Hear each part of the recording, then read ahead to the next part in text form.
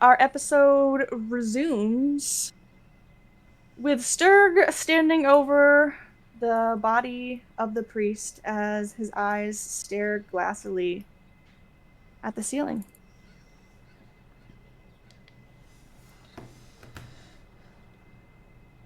Ice is sobbing and cradling the dead man that Sturg just kicked to death, and looking up at him pleadingly at Sturg and saying, "Why, Sturg? Why?" Navarro knows nothing about this because she went outside before that happened. Right. Oh god. Sturg is not going to meet your gaze, and he is simply looking at the roof, ignoring your pleas and cries.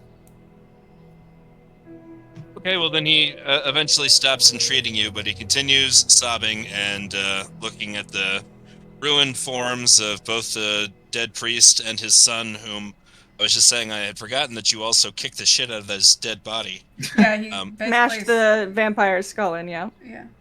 Uh, Turned it to jelly. After a while, I stand up and I approach Sister Nissa and I say, Sister, can we count on you to put them to rest? I suggest we bring them both up to the surface and we bury Donovich in daytime, so we let Toru's body disintegrate in the sun, and you can say a prayer over them in the name of Lathander. You can definitely do that. I am still in shock. Get out of here. Bring them upstairs. And I will meet you up there. Okay. Sturg, which of the two dead bodies would you like to help me carry up to the surface? I do not wish to partake. I am sorry. Son of a bitch. All right, well then I will start by carrying Father Donovich up by myself. What about Jarrell? Jarrell, I know it's not your thing, but think you could give me a hand for moral support? Yes, I can help. Do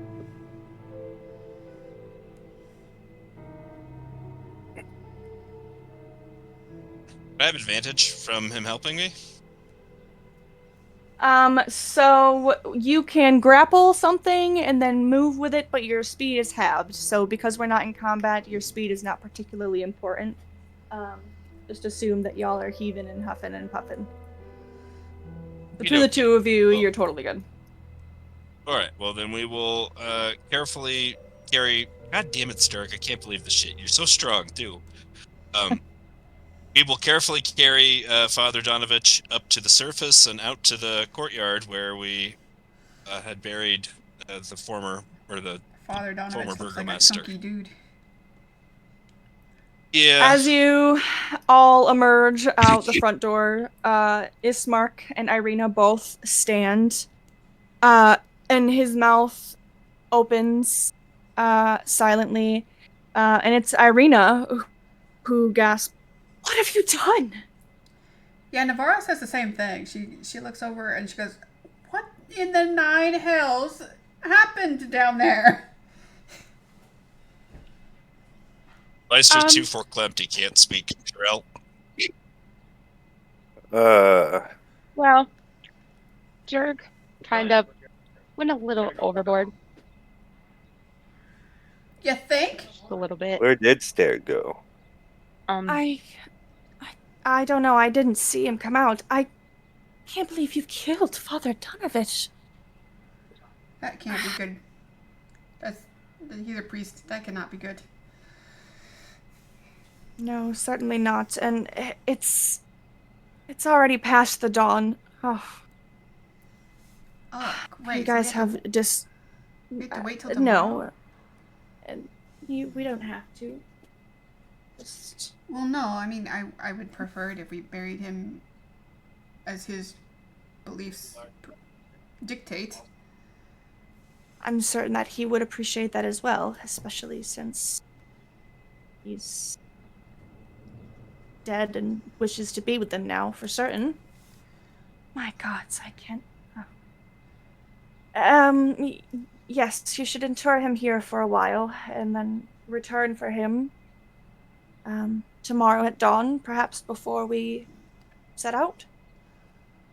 All We would right. like Yet him to have another a proper burial. burial.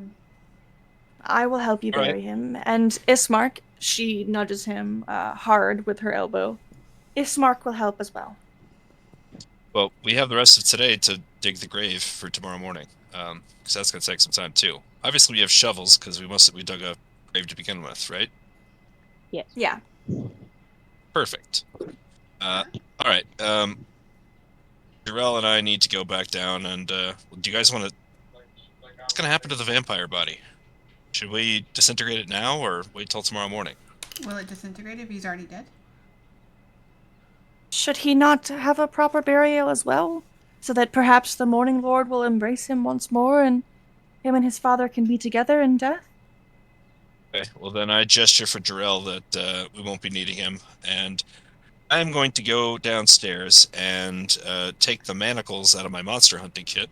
Um, Technically, Nysa has some too, but maybe just one pair is fine. I'm gonna manacle his dead body. Is there anything else to bind him with down there? Why do you need to manacle his Um, dead body? he would have had Jesus. shackles of his Vampire. own down there that he's since He's dead. removed himself. Listen, if you want to follow Gleice down there and explain that to him, you're welcome to. But yes, he's going to go back down and secure the undead corpse, and we will indeed uh, give them their burial both tomorrow morning and hope that nothing terrible happens in the meantime. I think it's weird that he's manacling a body that has no head. Do you bring Well, Father Donovich back into the church? yes, that's only appropriate. Guess we will lay him out however is appropriate for their faith. I imagine that he has a healthy supply of coffins somewhere. Yeah, that wouldn't surprise me either. What's gonna All happen? right, guys. then we got. What's gonna happen to the town without a priest? Ismark finally pipes up his hand, like squeezing the temples on his head, as though his head aches. And, well, since my father has passed, the responsibilities of burgomaster fall to me, and, well, that means I must write to one of the other towns and hope that they have a spare holy person to send to us. I'll have to send a few different letters. There are not many people in Barovia to spare these days, I'm sure you understand, but we will manage, though if you could refrain from killing any more of our important figures, I'd appreciate that. Yes, Sturg. He yelled that. He yelled Zurg that is into wherever not. he. Zurg Yeah, is no, I going know. somewhere else. We are aware of that you are missing in action. That's why I'm shouting it into the ether. Carries on the wind. Through the dimensions, through the planes. Alright. Ismark will help you arrange Father Donovich's body nicely into a coffin and get it all nailed shut for safety.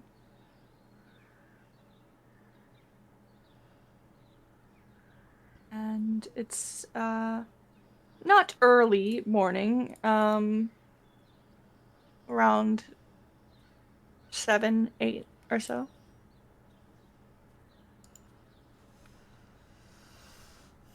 Are we leaving here? You guys are welcome to go. I'm gonna stay and dig the grave. I will assist you. Really? You're just a little guy. You can just lend me moral support. How about that? You can lean on your shovel while I dig and tell me some interesting lore. Yes. While they're digging graves, Navara takes the shackles off of Doro's dead body. She sneaks in and unrestrains him.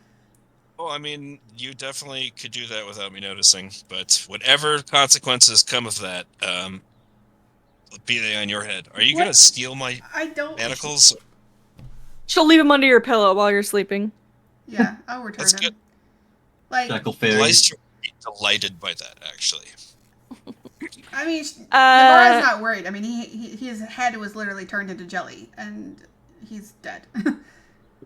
Ismark and Irina, he kind of hovers a hand up behind his sister's back, and he says, "Well, I would be honored to host you all for another evening. If you are going to stay Are to you the morning, sure? it is no problem. Just please, like I said, there's only so much that I can turn a blind eye to. So let us behave in a way that is slightly calmer and less murderous, if you don't mind." Well, I'm not personally attached to Sturg, so if he kills anybody else, you are more than welcome to arrest him. I would hope that it would not come to that. I am relying upon you all to protect my sister, and I've seen you defeat a vampire. Well, I haven't seen it, thank goodness, but I know that you have done this, and I feel confident that you are capable of defending her. Now, if she is safe with you, that may be another matter, but the rest of you all seem well enough, and before this, I cannot say that the other man struck me as particularly violent, so perhaps we will call it something in the heat of the moment. Honestly, I only attacked Doru because he attacked me. It was entirely self-defense. Yes, well, vampires do tend to do that. In fact, she reaches up to her shoulder to make sure there isn't like a bite wound still there. No. I mean, other than like, it's not like gushing. It's barely a raised mark now, and it'll go away. Yeah, I mean, Niza did heal me, so I'm fine. Yeah. Yes. Well, when you are ready to retire for the evening, please join us for a meal, and the beds are still open to you. If you need anything else, you know where to find us. We appreciate your hospitality. Of course. And he heads away with his sister.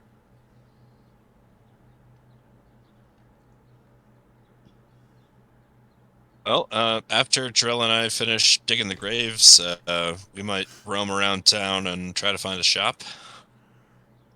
Why? All right. Navara, Nysa. Oh, okay. Sorry. Go ahead. Does Navarra ask Gleiss why he's going to do that? Yeah. Great question. I'm carrying around this suit of chainmail I don't need anymore, and it's heavy as shit, and I want to see if I can get some gold for it. Maybe this light crossbow, too. I guess you're more than willing to do that, or more than welcome to do that, but this town is kind of pretty shitty. I wouldn't. They probably wouldn't give you the best price on it, to be honest. No, I don't doubt it. I don't doubt it, but offloading it for something is worth more than the prospect of selling it for a better price later. Suit yourself. Okie dokie. So, DM, what are our odds of finding a general purpose shop in this joint? Fairly high. Are all of you lingering around while Jarrell and Glacier are digging? I mean, I guess I could go off on my own, but Navarra doesn't really have anything else to do. Okay. She doesn't. Yeah, I'll she hang doesn't out. Eat, she doesn't sleep. She doesn't drink. You go have a I'll fun hang out and break. just contemplate Go what brood just somewhere. happened. All right. Glacier and Jarrell, give me each of you an athletics, and we'll determine how long it takes you to do this. Does anybody go and try to locate Stur? Nope. He's left to brew in his guilt or lack thereof. If it takes them We respect. If it takes him 4 hours to dig these graves, can I take a long rest? It's going to take them 2 hours. Oh, okay. So too it's bad. getting a little bit warmer. The sun's almost fully at its highest in the sky. Oh, you want to sit with Carter? Okay, come on. You brush off your dirty hands. Can she lay in here with you? And you depart. Um, He doesn't want you to. Come on.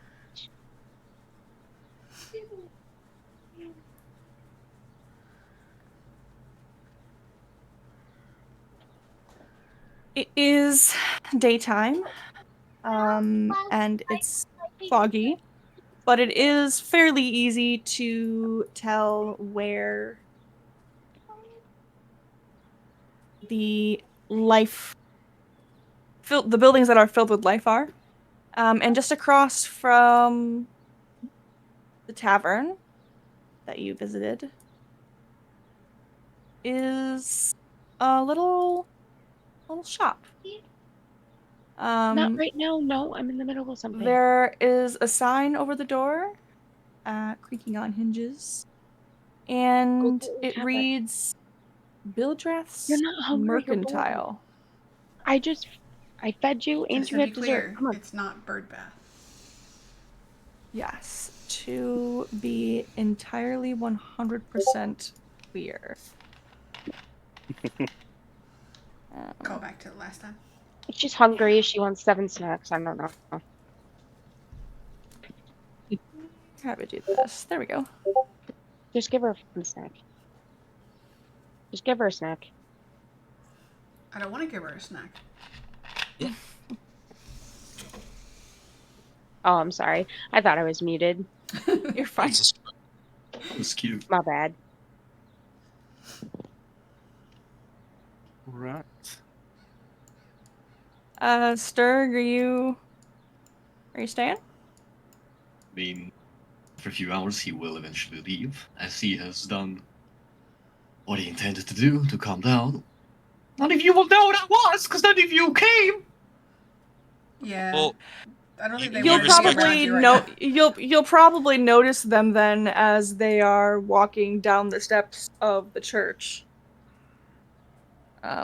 And towards the road. Do you trail along with them or? Yeah, he does. But he looks a lot more calmer now.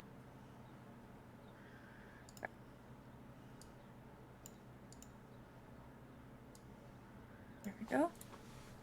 And there we go. You walk in, and the bell jingles overhead. And there is a man behind the table, the counter, and he's a little dreary, fat, unpleasant looking. And he greets you with a grunt. What can I do for you? Make it quick. Leicester tries to give him his least creepy smile and kind of looks pleadingly at Jarell. Hey, you must be Bildrath. We're here to make some sales for you. That's right. That's me. Drell will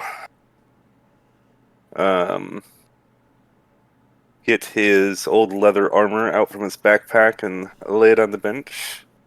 Looking to see what I can get for this here leather armor, lightly used.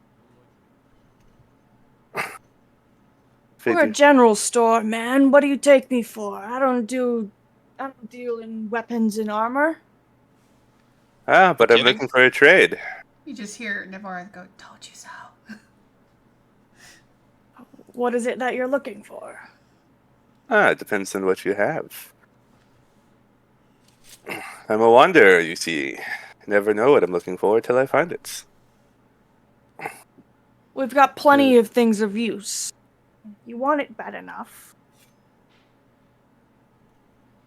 And he kind of gives you an expectant gesture. I look around. Like, is this just your basic general goods? Yep, think adventuring gear. They don't have Got arrows, some yes? they have tinker's tools. They do have arrows. And I am glad that you asked. Give me 1 second.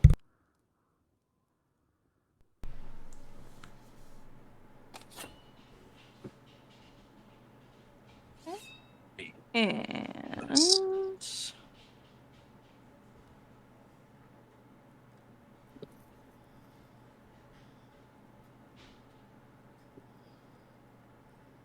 okay. He, when you ask him about the Tinker's tools, he grunts at you once more and shakes his head. No, best I got for you is these. And he pulls out his own personal bundle of wooden carpenter tools. Interesting. Well, if he will let me use his tools and resources to try to build my lantern rig, I will trade him my chainmail, and Jarrell, persuade this person. I can only take what I've got a use for. I'm sure you can break down the metal, use it for repairs. Let's see. Big leaders. You can do it.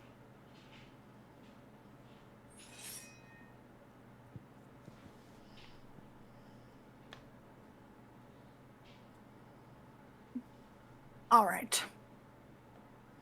Very well. But don't take long and don't be messing about. My workbench right over here. And he brings you to a table that's got what seems to be half displayed items and then half things in sort of disrepair. Okay. Well, The rest of you need anything, or are you just loitering? Um, my crew. does he have any tents available?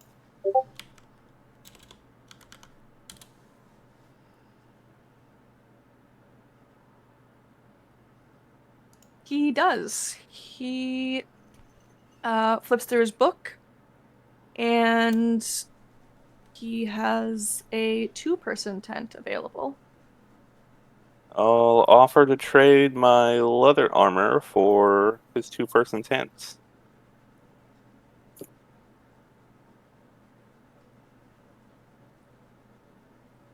I'm really not in the business of this, you know. All right. Looks to me like any business is good business, these parts of towns. And you've kind of got him there, and he just nods his head. Okay. Not wrong.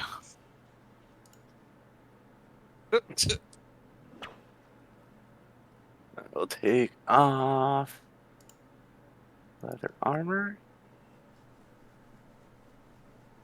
Out of character, weren't you looking for a shield? Yes, I was looking for a shield, actually. Does he have any shields available? He will very crashly remind you that he doesn't deal in weapons. Oh, right. Well, it's no weapon, it's a shield. He doesn't Is there deal in any, armor either. any place in town where I might be able to find one? Nothing like that here. I don't suppose you Yeah, have You'll have a to list. look into one of the bigger cities and towns.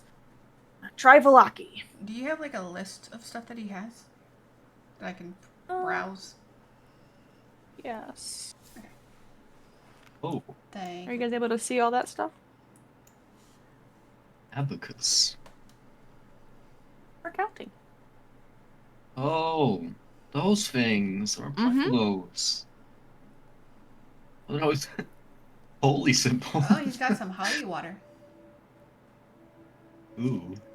But it's 25 gold.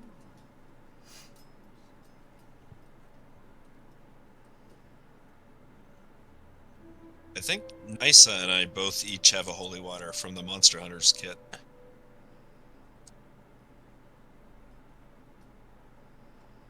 Interesting. Yes, I do believe I have one.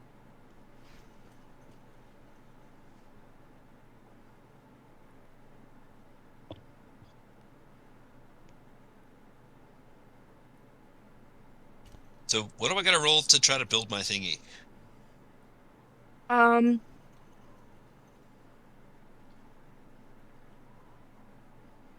Good question. And I guess a tools check, a tools proficiency check, but stat, I guess, would it be based on? Let's make a dexterity.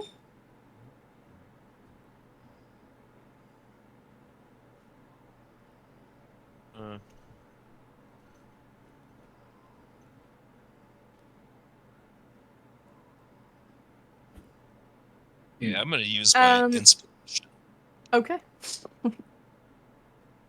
Respectable. It is going to take you quite some time. I'm not sure if the It's not party very is going complicated. to probably about half an hour to get all the tools to size, get it all fastened up, make sure everything's tight and secure. Sweet. But you manage to get it going. Outstanding. Now, how much would this thing weigh? You think? Additional to your backpack weight, maybe 5 pounds. Okay, perfect.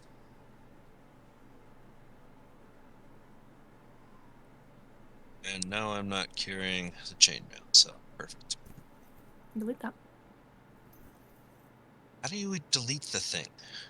Click the lock button at the very bottom of your inventory list, and then it'll bring up a Oh, shoot. Okay. delete button. Oh, sweet deal. Okay, great.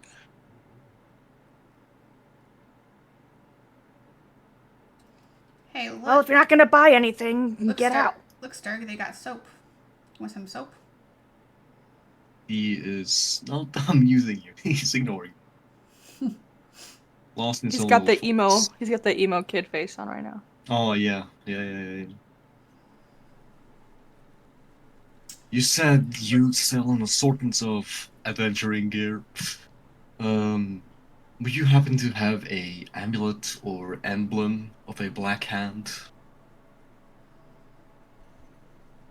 Any chance I Uh, could overhear this conversation? And do a I'm not. perception? I mean, you're in the Yeah, I'm same not. room. Yeah, I'm not really keeping it low.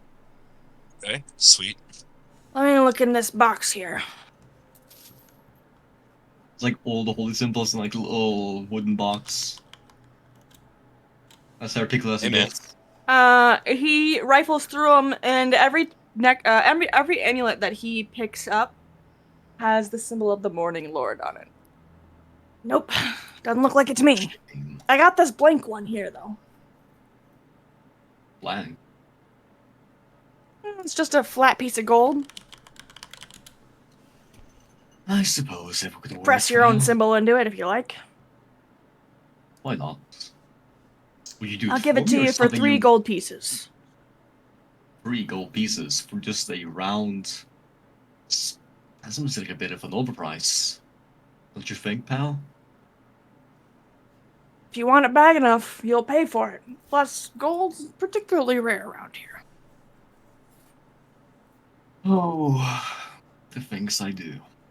I suppose I'll do your trade. And you'll give him 3 gold. And he is happy to take and count the money that you hand him 3 times, even though it's 3 singular coins. And he drops it into his box and looks at all of you, the rest of you, with a scowl. Hold on, I'm making a list of things I want.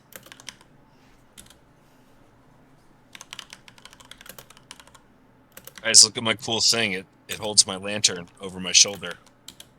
So I can keep my hands free with my sword and shield. It's daytime, so I'm not lighting my lantern, but I am hanging it there. Proud to show it off. That's fair. It doesn't feel like daytime. It's like black everywhere. You can't see? It's probably the gloom that you feel for killing an innocent man. I don't know, voices. I don't know about that one. You should be able to see. Get out of my head. I only see like inside. For me, it's just completely black outside. I don't know. I see. Let me fix But- this. I mean, it's really matter moving, man. Oh, nice, nice. Boom! Oh, nice. I was out there all along. I never knew. Does he? I don't see I it on can here. show you the word. Does the fishing tackle come with the actual fishing pole? No, just the stuff that goes on it. Oh, he doesn't have a fishing pole? Snake does one not out of appear a that way. stick. Hmm. You could use I a mean, rapier. you could put. You can use. You can attach fishing tackle to a rope if you wanted to, I suppose.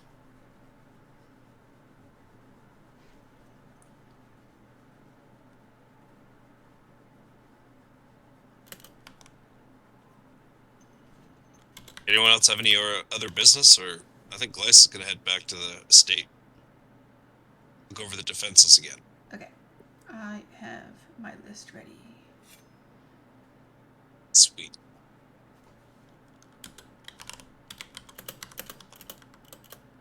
Whenever you're ready. Okay, so Navarra comes over with her arms full of stuff. Uh-huh. My dance, She my says- beans, 1 glass bottle, a grappling hook, 10 flasks of oil, a quiver of arrows, a rope, and 2 vials on the counter. And then she also pulls out of her bag, forgot how many I had.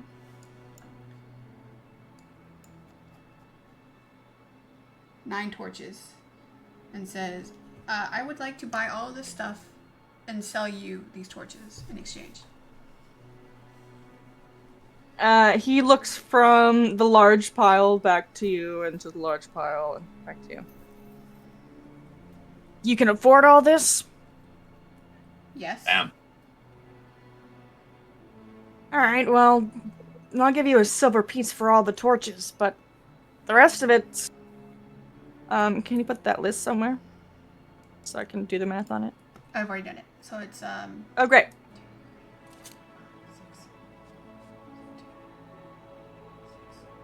8. Or, yeah, 8 gold pieces total.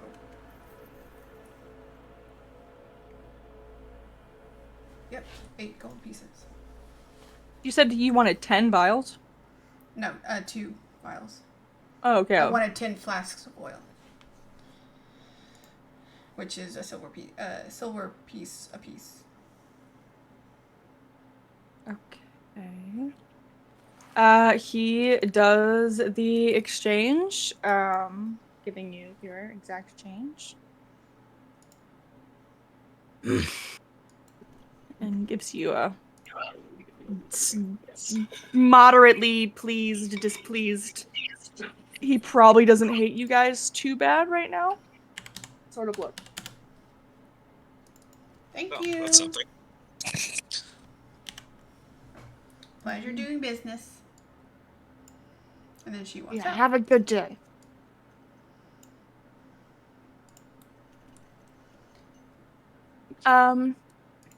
As you guys step out from the mercantile, the sorrowful streets appear clearly empty. But as you all prepare to round a corner, you spot a house with an open door and a middle-aged woman standing in the frame. She is quietly conversing with a much older woman on her doorstep. You see a quick exchange of goods between them, coin for some sort of baked good. And as you approach, you hear the younger woman in the door say, "Yes, thank you, Granny. You take care now." And then shut the door. A wooden cart on rickety wheels sits on the street nearby.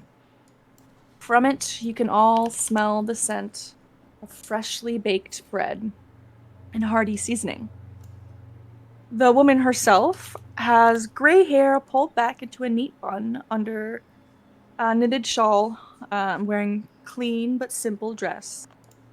She spots each of you down the road and extends her hand into the air in greeting and says, "Oh, my dears, what a terrible place to find yourselves in! I'm Granny, and I can see you're in need of a bit of comfort." And she waves you over. What sort of comfort could you bring me? He Oh, says as he approaches. can't you smell them? I make delicious pies that bring joy to all of the village of Barovia. I'm gonna stand between Sturg and this old lady that he's speaking to, kind of defensive. Oh, hello, young man. You know, these pies are made from a recipe passed down from my dear grandmother. Each one contains just a touch of magic, just enough to give you the sweetest dreams. They're a little taste of home and happiness in this dreary place. Would you each like to try one? They'll ease your troubles for a time. I ain't got no You- money. Ooh, Oh, that's no problem. Here, take one. On me. No, these aren't oh, human flesh pies, are they? Of course not. Of course not. Nothing too special in there, really. Just some flour, some churned butter, a bit of protein for sustenance, and of course, a whole lot of love. Every pie is made with care, just like my grandmother used to make. That's what makes them so special, you see. Leister didn't mean to say that out loud, but I guess he would have. Yeah. Oh. No, he definitely would have. He definitely said that. He said these aren't human flesh pies, are they? And that's yeah, okay. That works. As far as all of you can tell, she is being entirely truthful. And as your guys' eyes like pierce into her, trying to glean whether she's a weird, shifty part of Barovia or if she's one of the few with heart and soul, her expression turns sorrowful and she sort of looks behind her and then down onto the street with a sigh and says, "Oh, it breaks my heart to see the suffering here. So many lost and wandering souls, so much pain. I wish I could do more to help, to bring a little light into their lives, but all I have are my humble pies and a kind word, so I hope it can bring you some small comfort, especially to those who need it most." Rel, his gaze hangs slightly on Sterg. I feel the weight of my sins on my back as I turn around. Go on. Go ahead and take one, please. It's my gift to you. And you are just giving these away? They don't cost me so much to make. And, well, if you don't mind me saying so, you all look a little worse for wear. I Well, look you're over right. her cart, but I'm not really interested in the pies. Sturg will take a pie and why not take a bite? Fuck it. Live short. 10d10 poison. Well, Go ahead. I, the player, am skeptical, but Gleiss would definitely fall for the sweet old lady act, and he will definitely take a bite too. I'll flicker a silver, I guess. She smiles as she catches it pretty deftly, Ow. and Okay. Red flag 2. she watches as you both eat them. Does Nysa or Jarrell partake? I'm okay. The exchange, quietly observing. Still a bit queasy. Weed pies. Yes. They certainly smell good. They look and taste like small mincemeat pies. And they are delicious. They fill you up. Just half of one is enough to be a full meal. So after Gleister and Sturg, after you guys take your bites, you still have half of your pastry left. You can tuck it away in a little piece of cloth that she'll hand to you for later. Waiting for the 10d10 poison damage, but okay. None. What was she looking at down the street? Just the dreary state of things. Okay. Just lack of people, I Reminiscing. guess. Mm-hmm. Back in my day, kids would jump and laugh. Exactly. Well, I thank you for the hearty meal. Though I do wonder how What you're gonna about- take care of yourself. What about These- Lancelot? Does he he's supposed to be the I know, trusty I know. detector? but I'm horrified of giving something I don't even trust to the dog. No, I mean not the food. Like Gleister Oh, was the so vibe skeptic. checker? Yeah. Okay, I mean, The vibe checker. I'm assuming he's over there sniffing for scraps on the floor. Yeah, he is licking his chops, drooling a little bit, his tail's wagging a mile a minute. He certainly is excited about the way everything smells. Drill, you want the other half of this pie? It's delightful. Not now. Still a bit queasy. Thank you, though. Alrighty. Why are you I'm gonna queasy? scarf the other half down. Well, I hope you stay well, my dears, and hopefully we'll run into each other. I'll be able to bolster your evening with some more of my delicious meat pies. Be well. what's your name? too. Lady? You can just call me Granny, dear, she says as she, preps her hands on her cart to begin toddling down the street with it to peddle her pastries to others. Side eye. Yeah. Vice isn't side-eyeing. I, the player, am side-eyeing. That I know. lady's definitely either There are evil 3 red flags. or she's either evil or she's gonna die. One of the two. You watching her? Like, I feel like we just As- ate a hag's food. We're gonna die the next day. As you all are standing there, Jarrell, in his queasiness and distraughtness over the events of the church, he doesn't seem to notice, but the rest of you look up as you turn back to the street, and you notice there are 2 ravens perched at the gables of one of the roofs nearby. When your eyes flick to them, one of the ravens caws to the other and flies away, heading vaguely westward. That wasn't suspicious at all. Birds be birds. Does it want us to follow? It's Anyone? gone. I It's think they were gone spying and on us. westward. What's west Oh. of here? Oh, that's a good question. That's a great question. That's a perfectly reasonable question that doesn't involve any, I will offer a careful. history check. for your characters to recall this information they've been given. Oh,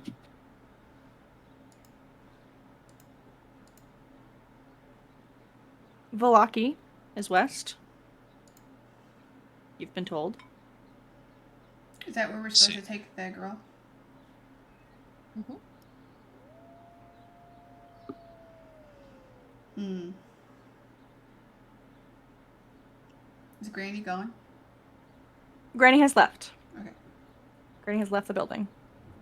well, no need to dawdle. What's next on the agenda? I think we were waiting for morning to bury the dead, and then we'll be heading westward. Yep. Right I now, you are like at noonish. Noon 1. Well, Ugh, this I am town is so Gustav, wasn't this? boring. And I say that in character. Oh, It is a pretty desolate town. Yeah. I wonder Nothing how to it do keeps here. running. Could use a good book. you know what? If you're so bored, how about this? I'll give you a gold if you find a smith. There's no Smith here. You heard Exactly. Bildrath, Birdbath, whatever that person's name was. I'm just trying to occupy your time. You know what? I don't feel like helping you. That's awfully mean. Well, you know, I didn't kill somebody. Well, I'm sure you killed someone before. That's not really what we're talking about, buddy. Don't change the subject. Well, I'll head back to the manor if you need me. I am still missing parts of my body. Yeah, you should go rest up, bud. Don't kick any old people to death. Oh, on I'll your way try. to the manor. Can't make any promises. No, I figured not. Oh, I'm on the roof. Shall On the we roof. just summarize how we spend the rest of the day? Yes, please. Navarra spends the rest of her day wandering around town looking for dice games or something to play, like people with or something. Mm-hmm. Knight's gonna go back to the manor and prepare for the prayer ceremony the next morning.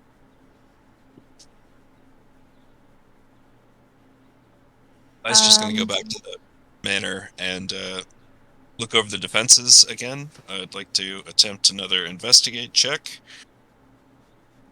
Okay. Yeah. You guys head back, meeting up back at the mansion after your various duties or pastimes. Glacier, you take some time as the sun sets to really make sure everything is shored up. There's no cracks. All the nails are secure. Everything is good. As you all come up the path down to the mansion, you spot once again the raven from the town proper atop the gate post. Though as you all begin to approach it further, it flies away into the night, blending in with the darkness of the trees beyond. That's weird.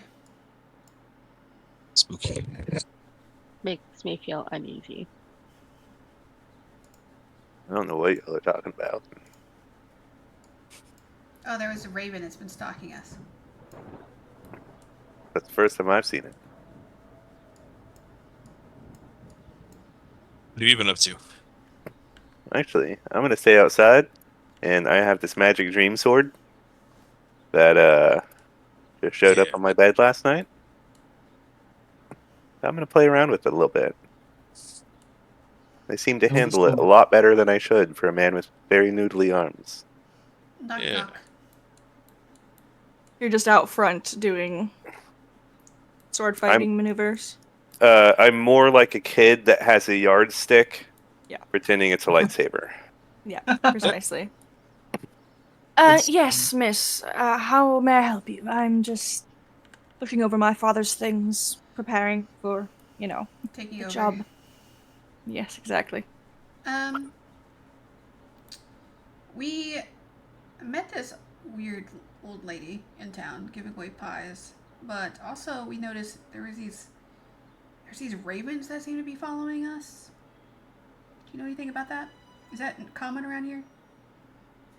Ah, yes, there are many creatures that linger around the village, take an interest, mild or otherwise, the comings of goings of people. I swear this is the same raven. It was in town and it followed us here to your house. And then it keeps flying off towards, well, one of them flew off towards the west. And then I think this one followed it, but I'm not sure. It's too dark outside for me to tell. I see. Well, I will say, you should never harm a raven, it is said, lest ill fortune befall you. Some say that they are messengers of Strahd, or some say that they are the eyes of the Morning Lord himself. I Um, say they are just birds. I'm well, sure it was a coincidence. if the other two were the case, that neither would be a very good option, I suppose, given what happened today. Yes, well, if you don't mind, I'd rather not talk about that just now. I've just finished penning my third letter. Yes, I understand. I will let you get back to it. I didn't mean to bother you. No bother, really. If you need anything, or your accommodations are not to your liking, please just let me know. Sure, will do.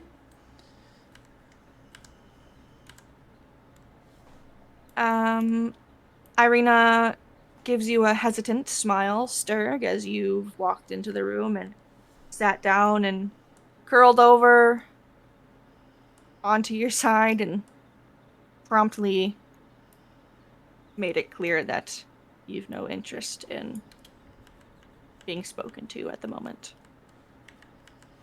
She sort of stands slowly and tiptoes out of the door and closes it behind her so that you might get a restful sleep. Fine. Oh, hello. Where are all the rest of you? I believe the Dragonborn is preparing for tomorrow. Not sure where Gleister is at the moment. Last time I saw him, he was looking at your defenses, and I seem to have misplaced Jarrell. Well, I know it's been some time since there was danger outside, but I really would feel better if we were all indoors. Would you mind fetching any of your companions from outside while I go up and check the doors and windows? Sure.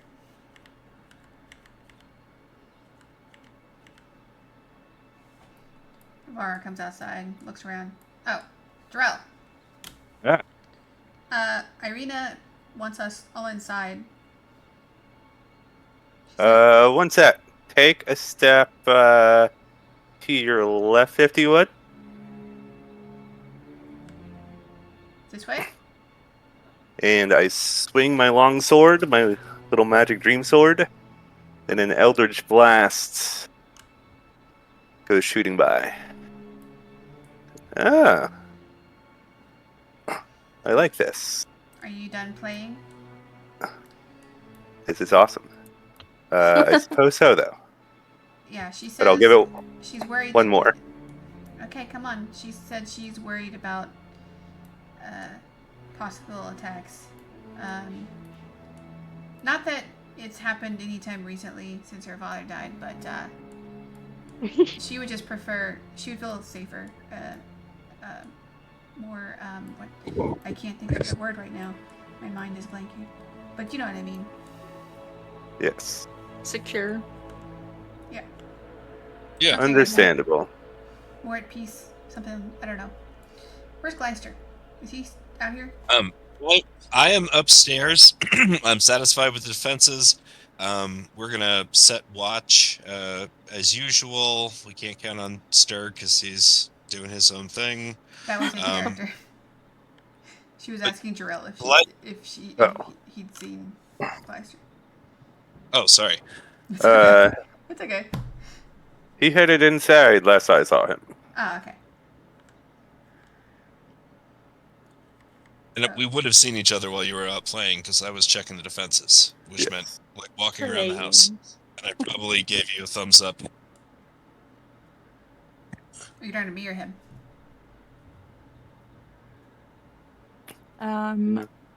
Ismark stays up well through the night.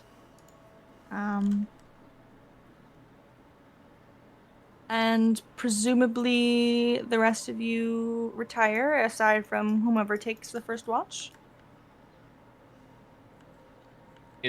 Yeah. Drill, do you want to take first, and then Navara, with her unique sleeping situation, can take like a long middle shift, and then I can do last shift. That work? That works for me. All right. And It's too bad this universe doesn't have TV, because then I could just sit there and watch without moving. all right, then I will doff my armor. And did they mention last time that so they have means of actually bathing here? Yeah, they have a tub of the spare variety upstairs. Yeah. Okay. Well then, I don't know where it is, but he will take this last opportunity with his armor off to bathe and then turn in preparation. Okay.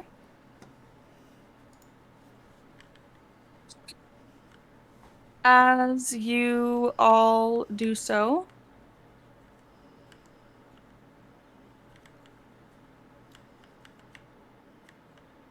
the night deepens, and as you all stand your watch, the walls seem to close in on you.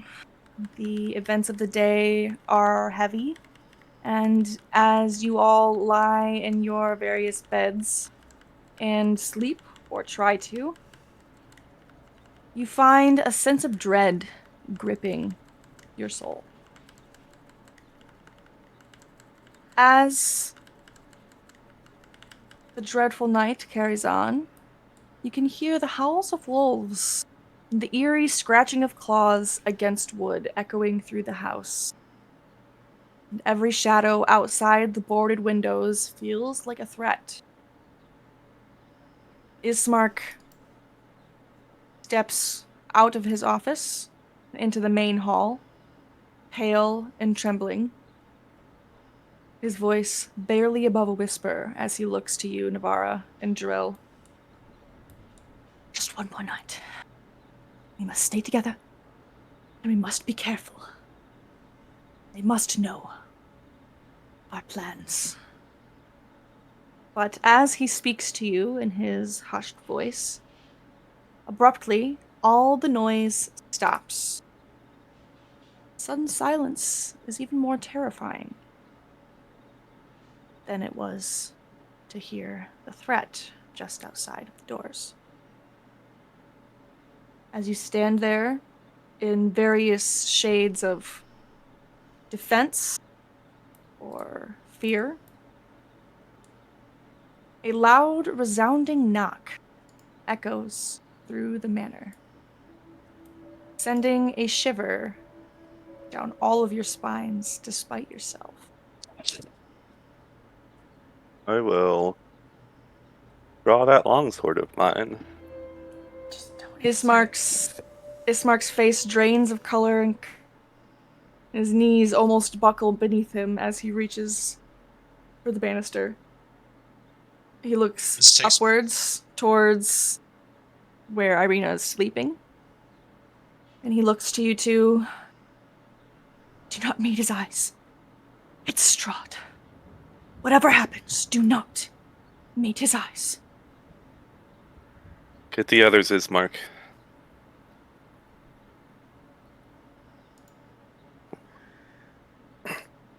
I must answer his call. I have no choice. We can't just pretend we're not Navara? here. I start creeping down the stairs. Ismark is visibly reluctant to do as he is doing. Was that knock loud enough to wake them, I guess? It was quite loud, and if they're in a fitful state of barely being able to sleep, I would presume that they will be able to hear it. Okay. Cool. Especially the clawing and the wolves outside of the house. So, I didn't have to move. Great. Ismark's trembling hand reaches for the door, and the heavy wood creaks as it swings open, revealing the tall, imposing figure of who you can only assume is Count Strahd von Zarovich, cloaked in darkness, with his eyes glowing in a predatory hunger. The air grows colder as his presence fills the doorway, and a smirk plays at the corners of his lips. Navara, you recognize this man. Yeah. Her. Good She just starts backing evening. away. And he is charming despite the fear that you feel. His gaze sweep over each of you standing in the hall there. Though his attention is drawn, as always, to Irina as she slowly descends the staircase. Was I wasn't there when Ismark said don't meet his gaze, right? That Only is Terrell was there? correct. Okay, well, when I see Navara backing off, I kind of instinctively stand defensively here. By the way, I was stirred in the night, so I am not armored up. I just ran down in my underwear with my sword and shield. You were bathing. Yeah, absolutely. His eyes flick briefly to Navara, making contact, before he settles entirely on the poor girl whom Cobb desires. My dearest Irina, I have come to see you, my love, to remind you of what is destined. You cannot hide from me, no matter how you try. And Ismark quivers in the doorframe, but does not dare to speak, his hand tightening around the wall as he tries to avoid Strahd's gaze. Strahd himself, his smile widens, and he chuckles. Do not fear, I mean no harm tonight. I simply wish to see my beloved, to remind her that I will not be denied. And he takes a step back, his dark form beginning to blend into the night. Until next we meet. And his grin is the last thing that you are able to see as he fades further into shadow, leaving behind only a lingering sense of dread.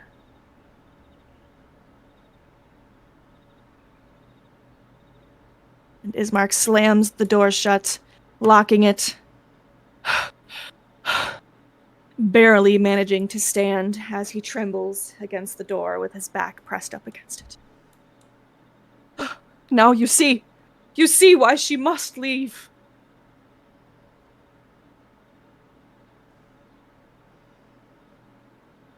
And he knows we're gonna for it, doesn't he? Does he know of our plans? I do not know how he knows, but he knows nonetheless. Your journey will be ever perilous now, but please, I beg of you now. I must beg of you. Take care of her. Guard her. You must see now how important it is.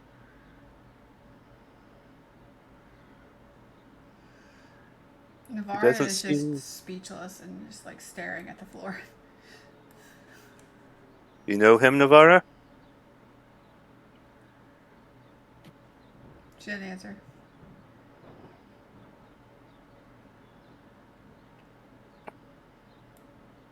I'll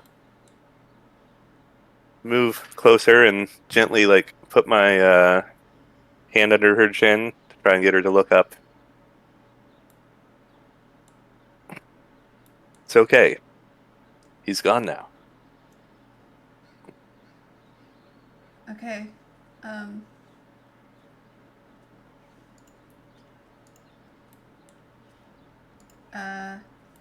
It only lasts a short while. You needn't worry now. And Ismark wraps his arms around his sister. I'm sorry that this happened while you all were in residence. I truly thought that it had ended. Ended. So that's the guy, huh? This Strahd. That's the guy. Okay.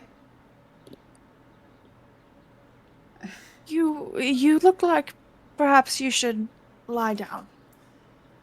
Yeah. Yeah. Maybe I should lie down.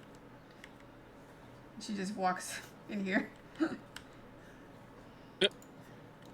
Big sleeping then- oaf, still in the same spot. Goes over to a chair and then just sits and stares at the fire.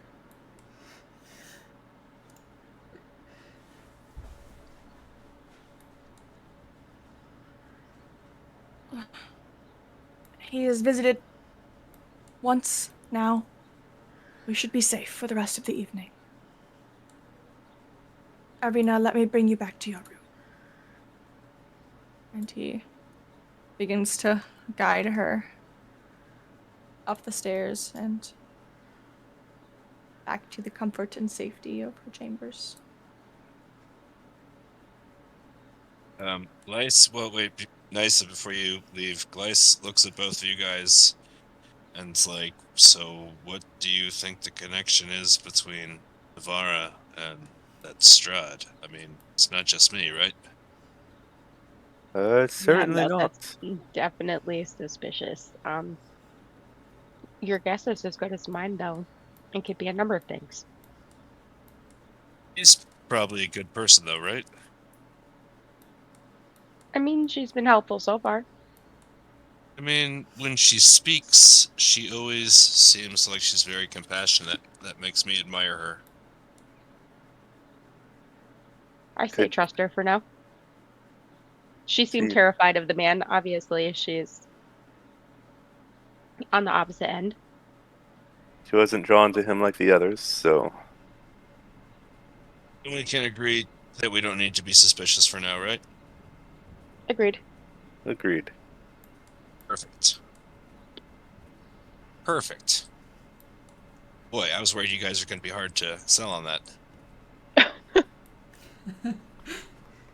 We're not assholes. Much. Well, Sturg was sleeping, so we don't need to worry about. He was Nothing at all. side-eyeing her. Yeah. Oh, If he had Sturg been- didn't stir. if Sturg was awake, he would have been grilling the hell out of me. Yeah, Would have been harassed. yeah. You would have had all of the questions. Sturg and Gleister, roll me a 1d10, please. Oh, Oh, good. Oh, do you want me to do my thing too? By the way. Yes, please. If you're going to bed now. Yeah. I mean, she's pretty much just gonna stare at that fire all night. So.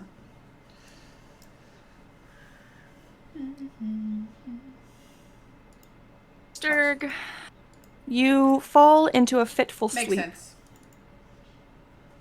And a clinking of coins draws you into your dream, and you find yourself in a vast marble vault full to the brim with gold coins and glittering treasure. Your friends, past family, the rest of your party, everyone is all there swimming in the pile of treasure, as if it were a pool of water. And your dream is filled with happiness and laughter and brightness. Glacier, as you drift into awareness of your dream, you realize that you are floating through darkness, a cool wind on your face. Your surroundings materialize slowly, and you find you are soaring with ease through a cloudless, star-filled sky. A moon shining at your back. It's exhilarating and peaceful, all at the same time, soaring amongst the stars. And as your dream begins to fade, and you wake up, you see the blazing sun rising in the east and painting the sky purple, pink, orange, and red before your eyes flick open to the morning. And Navarra, you know what to do. Yep. So there's a granny walking around selling meat pies full of melatonin. That's I don't lovely. That's what know. I've, I totally forgot about that. that's what I've learned from this.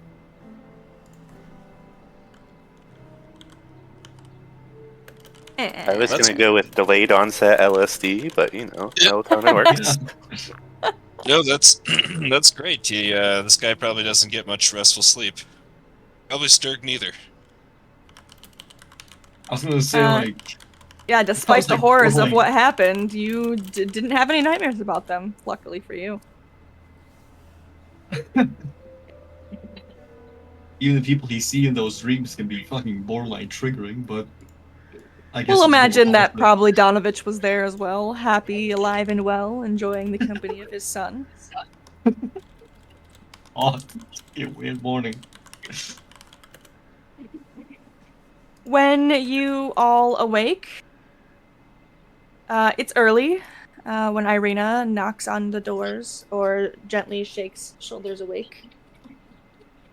Around 3 before dawn, so that there will be time to bury Father Donovich and his son yet.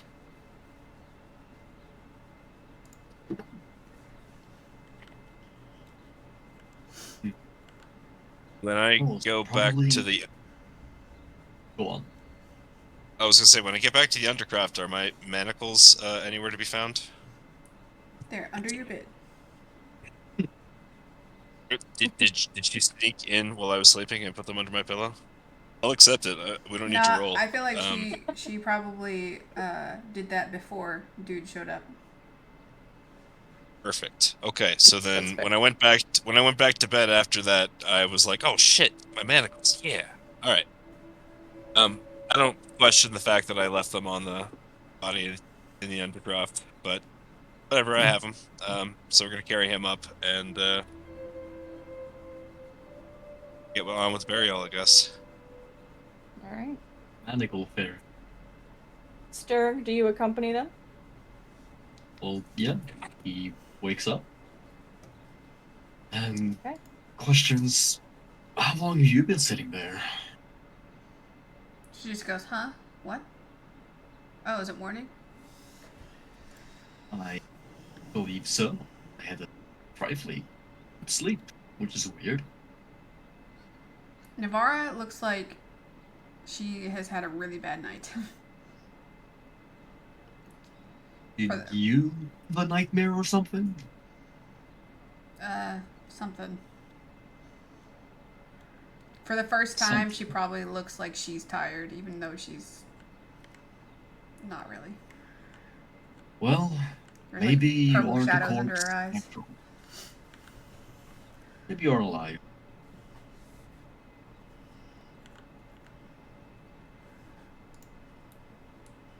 Oh, no. All right.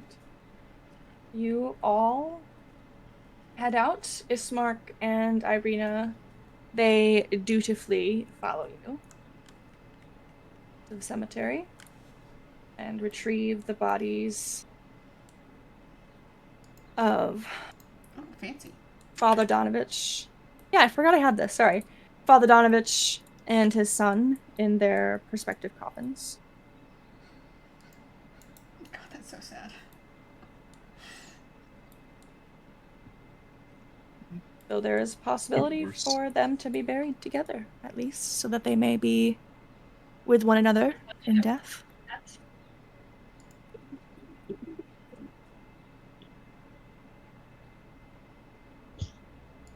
Okay, are we ready to commence?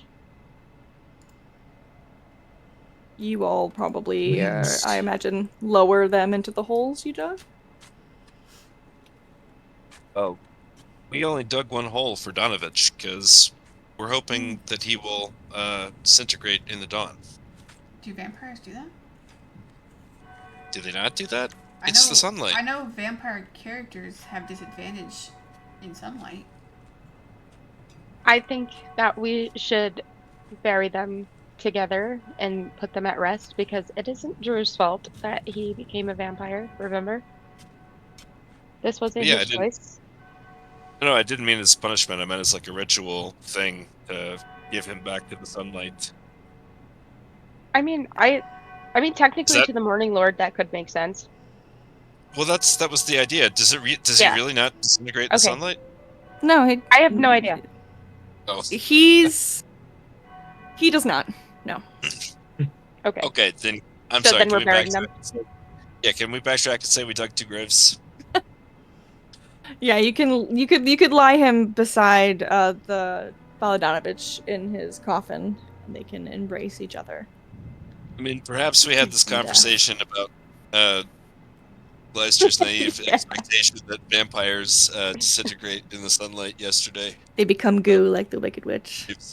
They're like, why do we only dig one grave? We're gonna bury them both. He's like, no, it's gonna disintegrate in the sunlight. And they're like, what the No. fuck are you talking I about? think this is funnier this way because then we're like, oh shit. Okay, we'll just put him in the coffin with his dad. Just tuck him in. It'll be fine. Alright, well, then we all Um, go in down there. It's like for knowing that it's there just funny was- watching Gleister expectantly wait for him to disintegrate, and he just doesn't. And he's like, "Oh, that didn't work out how I planned." Okay, he Completely never discussed derailed. it with anybody. Whenever it's good enough, sunlight. You why- find a good spot. You have dug for them, and they are now interred. Together. Nysa presides over their meager service. While they're lowering, I turn my face up to the sky and say our funeral rite prayer. Farewell, precious son. This is our final prayer. Your last sunset, go to the arms of the morning Lord. Be in his eternal warm, soothing light.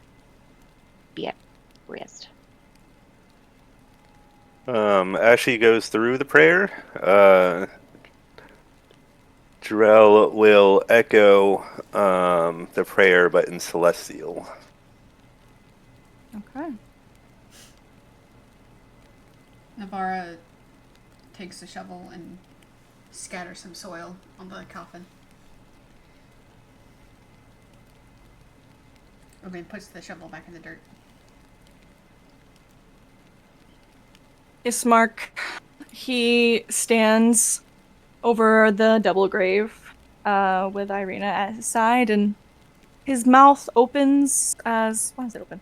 As though he has something to say or wants to say, but closes and opens a few times, sort of like a fish, and after a moment, he simply looks at the ground with a disdained sigh. I'm not cut out for this. My father should be here. Do you want me to say something? It would be an honor. Okay, time to put myself on the spot. She steps forward and she says, Doru, you did not choose this outcome for your life. I am very sorry that you spent so long in solitary confinement. You were so lonely and starving, driven mad with your thirst because of this curse that Strahd has placed upon you. I can only hope that now that you have passed into the afterlife, that you find peace and solace, and that you and your father can find each other again and be happy and know that you no longer have to suffer anymore. And Donovan, I apologize for putting you through that whole ordeal, and it is unfortunate that you lost your life so early in such a circumstance, but now you can be with your son as you knew him in life. Ismark's head bobs as you speak, and his smile is slight, though it's there, and he clearly approves of what you have to say. And I will give a group inspiration for the lovely funeral that has been held. Yay! Sturg Except I already had will inspiration. start. Even Sturg. Even Sturg. His left arm is going to start trembling a bit as he grasps it firmly. Try and make it stop. That's weird. Well, morning is nearly upon us, and there is no better time to start a journey than the very beginning of the day. Now that this awful thing has been done, I think it is time for you all to set out. I agree. We Is need it to not? get out of here. And he looks down at Lancelot and has a small smile on his face. Regarding the pup, Mary is hardly in any state to care for poor Lancelot anymore, and I could certainly use the company. And the thing is old enough that a long travel would be rather straining for him. I would be happy to care for him, and give him a comfortable home until you have all returned. How do you guys feel about that? You want to leave him here? Well, you're trusting us with your sister. I feel like we can trust you with Lancelot.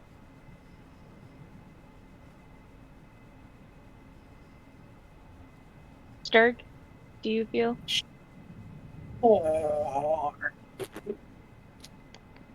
Straining myself.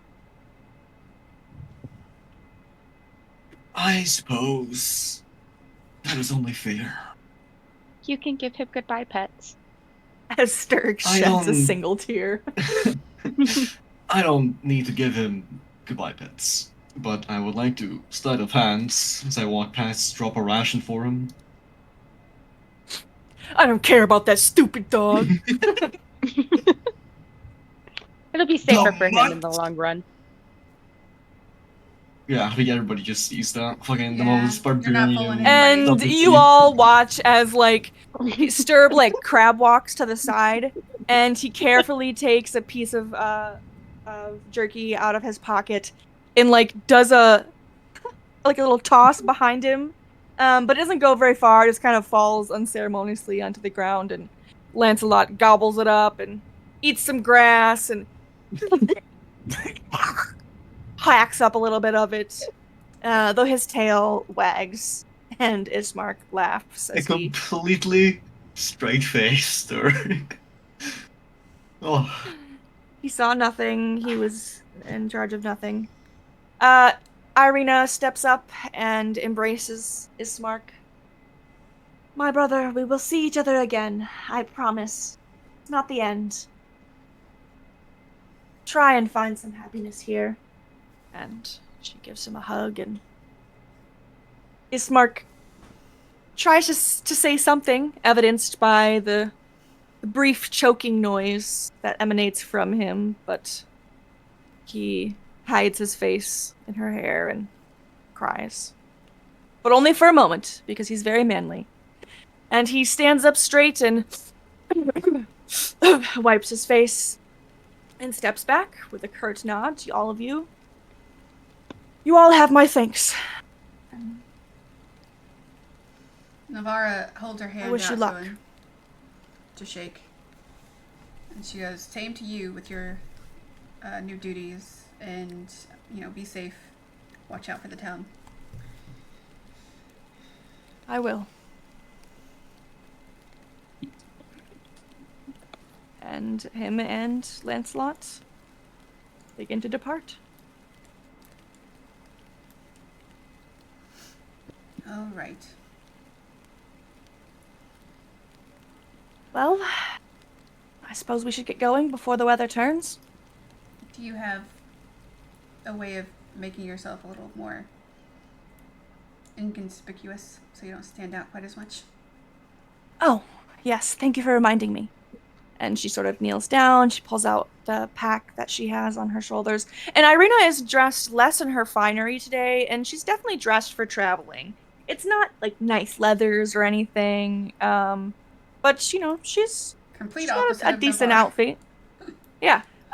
Underneath her ratty sort of cloak, she does wear tattered slightly, but still useful breastplate.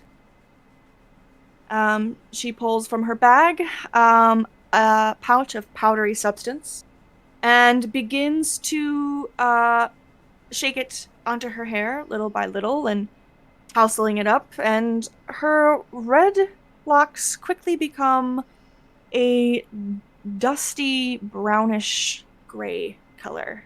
Can I help her with that? And she returned it to her bag, stands up, draws her hood, and if you guys didn't know who she was, you'd hardly recognize her. Nice. Now Navarra is one of the best dressed in the party. If y'all haven't noticed, I don't think I ever pointed it out, but Navarra is wearing some very rich clothing. I remember it from your introduction. I wasn't sure if I mentioned it. Well, Sure. I've never left Barovia, but I can at least lead us to the path west towards Valaki. All right, after you. Well, I suppose you should actually stay towards the middle and then just tell us which direction to go. Ah, you're right. Let's head this way. And she, holy schnitzel, Marching order. begins to lead you. Dun, dun, dun, dun, dun, dun, dun, dun, dun. Can everybody see themselves on the map? It's so dark. I see, I see a tiny little dot. yes, a red dot. Tiny dot. Oh, like A an red angel. dot. Yeah, you all begin your walking. It So- is a vast land, this Barovia. But as you are walking out of the village, you do take in some of the beauty that this land has to offer you. After about 3 or so hours, you come to a river. And it burbles on as it meanders through this land. And a bridge spans this river, ancient and weathered, with its first stones perhaps laid by Irina's distant ancestors.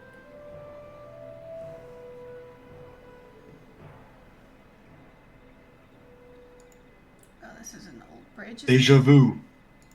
I know. I only have Further the than one. deja vu. Let's go look under this bridge. Oh, You don't see anything under the bridge, but Sturg, what's your passive perception? it's nothing crazy. It's 14.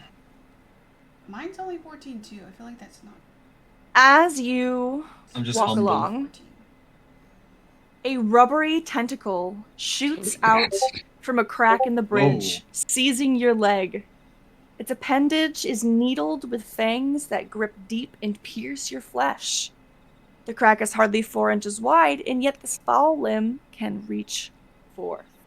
The clawed tentacle reaches up higher, gripping at your shirt, It heaves, and like a tower, you topple towards the stone bridge, forehead first. Your creature intends to bash your brains out upon the stonework. And I will please have Sure. everybody roll initiative. That's like a fucking 90s alien monster. I love it. Don't worry, Sturg. I'll chop your entire leg off to free you. So kind. I would do the same for you. Only with my fists, I guess, so ripping it off. Oh, I know why my passive perception is weak. Because I have no wisdom. Bad wisdom. Yay. Yeah, I keep forgetting that I rolled terrible on this making of another. I roll horrifically good. Feel kind of bad about it. Is everybody in? We're still waiting. Yes, that's everybody. Navara, you are up. Ready to rumble. Wait, 1 second. Sorry, I need to make the rise attack. Ba, ba, ba, ba, ba. That is a good beat.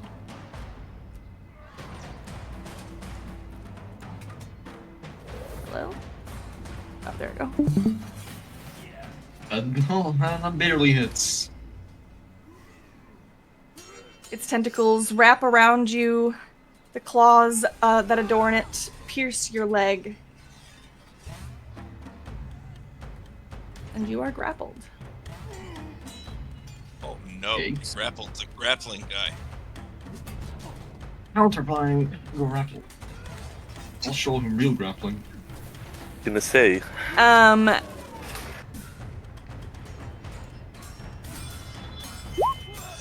Then there's this.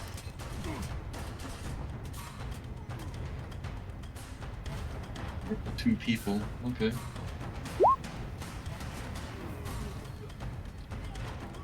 Hitting me again? Question mark? Because if so, Yes, it is as it advantage. As it attacks you. I was supposed to roll with advantage. Fish for the nat 20. Yeah. And the the claws of the tentacle pierce into you as it squeezes you. Okay. Ouchies.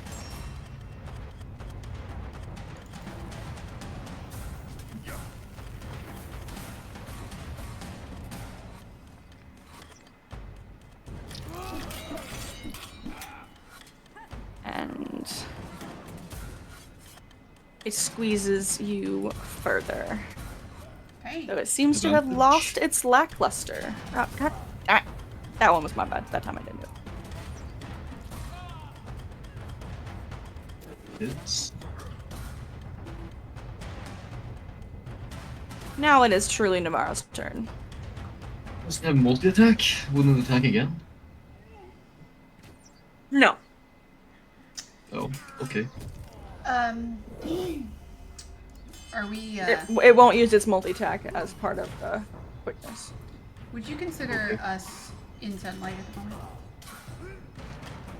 So,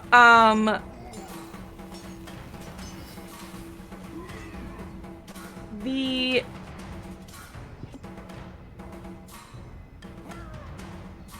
whole sunlight rules are a little bit, what's happening?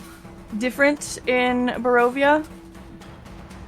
And I'm gonna get to them real quick. I just have to reload. But it doesn't work exactly how sunlight does. So it's bright light, but it isn't considered sunlight for the purpose of effects and vulnerability. Okay, so I don't get disadvantage then. That is correct. Great. In that case, I'm going to use steady aim Okay. to give myself advantage. And I'm gonna attack the tentacle monster.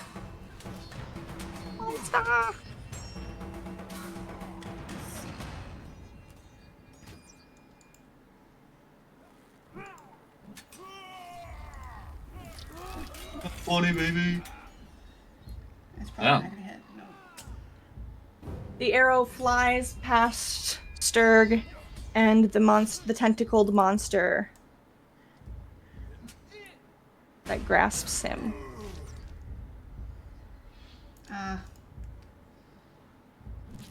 What a cute fellow. Let's see. Do I have bonuses? I don't think I do have bonuses. You just used a bonus action. Oh yeah, that was my bonus action. Okay, yeah. Sorry, Mhm. Sturg. I tried. No, I'm fine. It's better than I expected of you, honestly. Nice. You see Sturg being grabbed by a tentacle that's just shot out of a crack in the bridge. I'm being What violated. do you do? I'm gonna, on reflex, try to hit it with Word of Radiance. Okay. Melee range.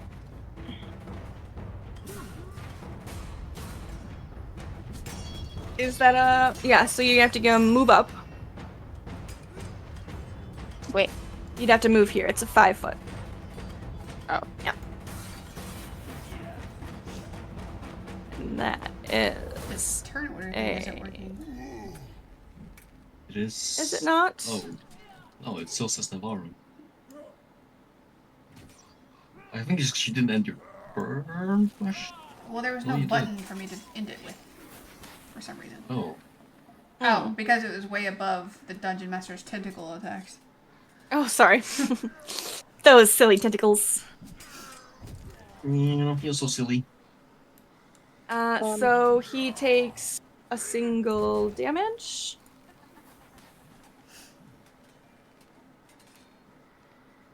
Yes. It shrieks and hisses horribly.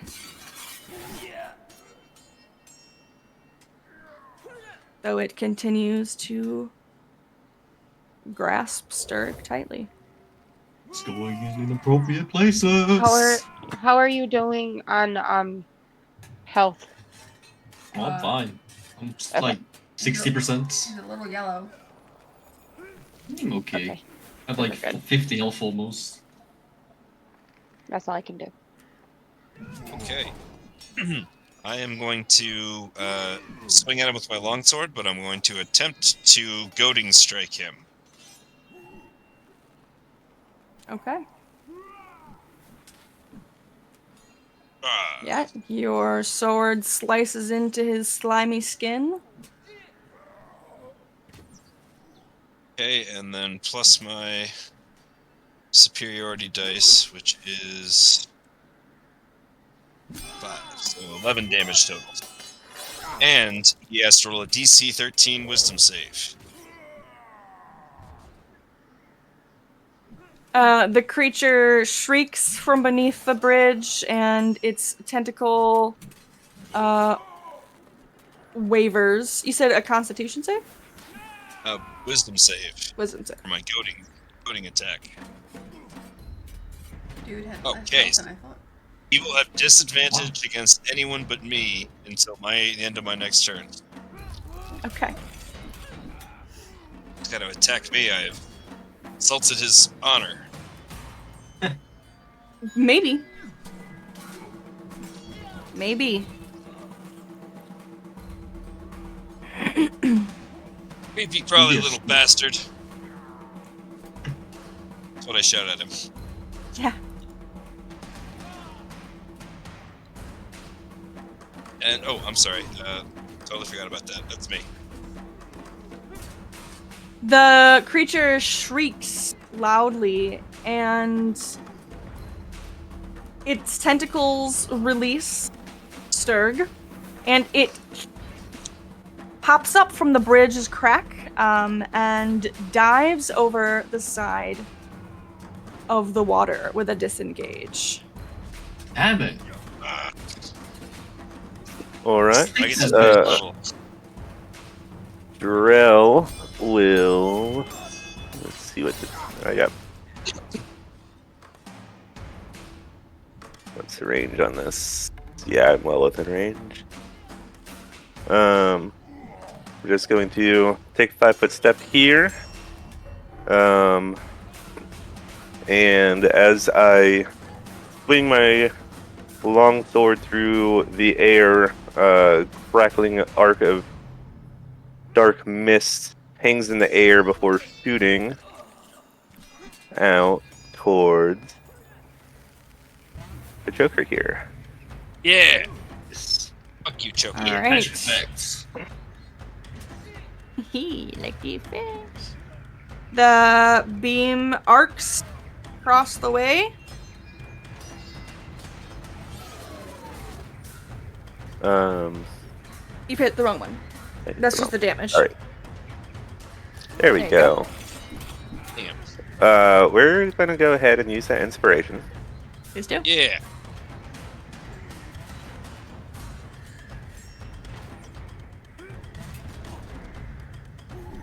A little better. The spell, while well aimed, that did not account for the current of the water and the speed of the creature's stroke. And it splashes harmlessly into the waves just behind it. Damn. Well, that's all I've got. No, missing a beat. Jumps on top of the little. Oh, what is it even called? Stone. Stone something. Like the fencing of the bridge or whatever. Yeah, stone something. Railing. And grabbing. Railing, there you go. See, that's why I need smart people in my life. So, grabbing my javelin. And the one and the two and the Olympian throw. Reckless, for the record. All right. Oh, yes. Oh, And yes. Oh, the yes. javelin leaves your hand, flying across the water. Nope, nope. Ignore the rage thing. That's supposed to be the. Just remove 2 damage, basically. That's it. I'm probably dead. I'm yapping to myself. And as you guys hear the whistle of the wood flying through the air, this one did take into account the speed. And with a horrid shriek, the creature is pierced, and it lies still, gently floating on the current. Fuck yeah. Nice toss. That was a really good throw. Yeah, That was a very good that was throw. really good. That was an Olympian throw. Well, that's a good way to start today. Let's keep going.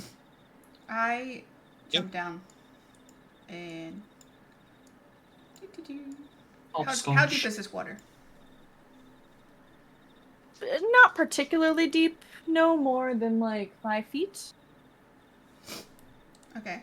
I wade over and climb onto this rock before it gets too deep, and then I pull his body closer and start to harvest him. Whoa! Alright. Very nice. So, our choker here. Do you have tools for this? I have a dagger. Okay. And I just bought a bottle and 2 vials. Okay. The Mount Alright, Altamira is strong with this one. That's going to be an Arcana check with a DC of 11. Okay.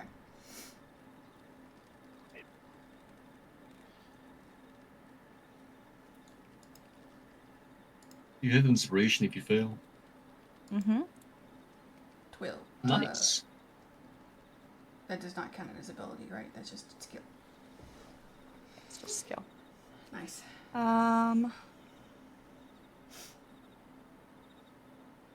Here's the thing. I don't know if you should be able to use your proficiency bonus because you're using a dagger for something that you're not particularly skilled in. Typically, these require like a tool set. Oh, well, I'm proficient in Arcana is the thing. Yes, but you're not necessarily rolling Arcana. You're using your knowledge of arcane types creatures to properly harvest, but you're lacking the proper tools. So I'm conflicted on that. It's your choice. Take whatever you say. Roll 2d2 And a d4. No. 3d2.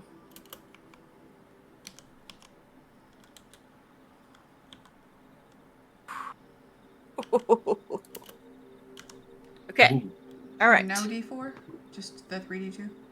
Yep, that's correct. Okay. All right. Going into session Invo, you have received 2. You were able to carefully remove, in a manner of to be used, 2 choker feet. Ooh. Interesting. You also manage to Ooh, harvest spider. Damn. 2 Wow. choker tentacles. That is great. I'm gonna be climbing walls, guys.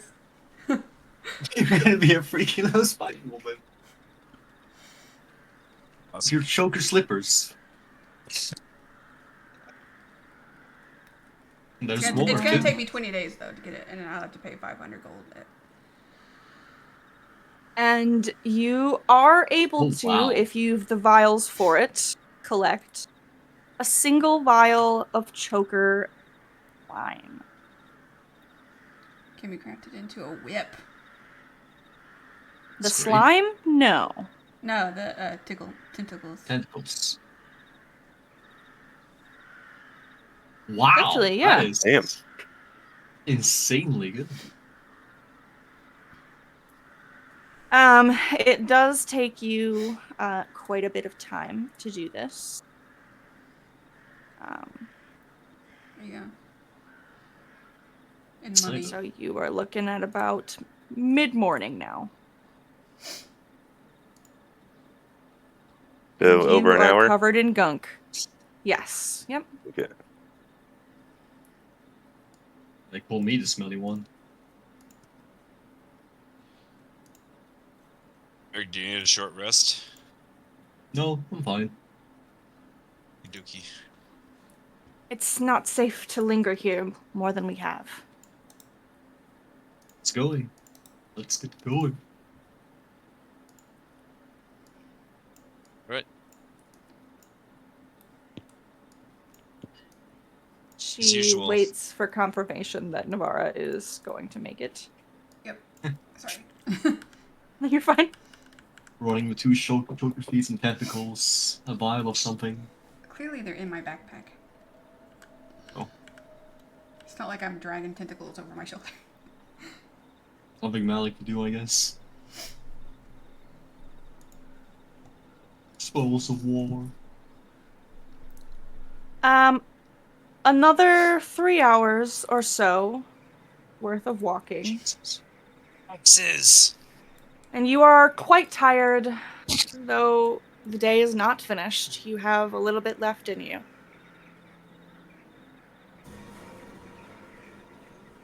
And an old wooden gallows creaks in a chill wind that blows down from the high ground to the west. There's a frayed length of rope that dances from its beam. The well-worn road splits here, and a signpost opposite of the gallows points to the northwest, saying Sirpool. To the east, saying Barovia Village. And to the southwest, Ravenloft/Valaki. The northwest fork slants down and disappears into the trees, while the southwest fork clings to an upwards slope.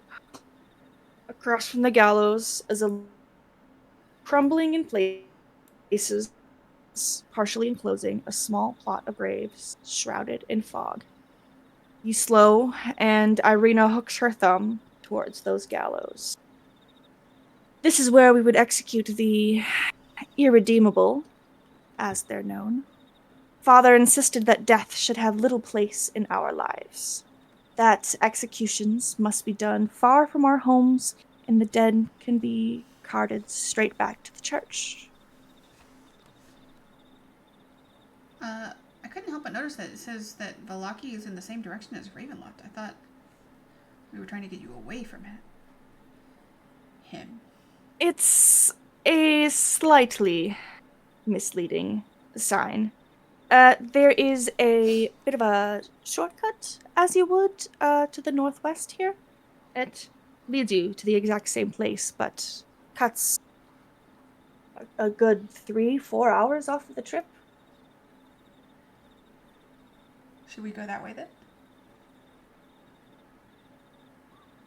Absolutely. I'm here to follow you all. Okay. So, sorry, I didn't mean to derail. So they were executed here and then taken back to the church. But what are those graves over there then? Those who did not deserve to be buried in hallowed ground. Those who committed crimes so truly awful that they were not considered part of our village anymore. I see. Is that why most of the houses are empty? There are a lot of reasons why Barovia is empty, but that is one of them, yes. The lottery, as it was called. One unlucky person of the village offered up as a tribute every 4 months to sate Strahd's thirst. The last person that we used this noose for was one of those lottery winners. He'd run away from his fate.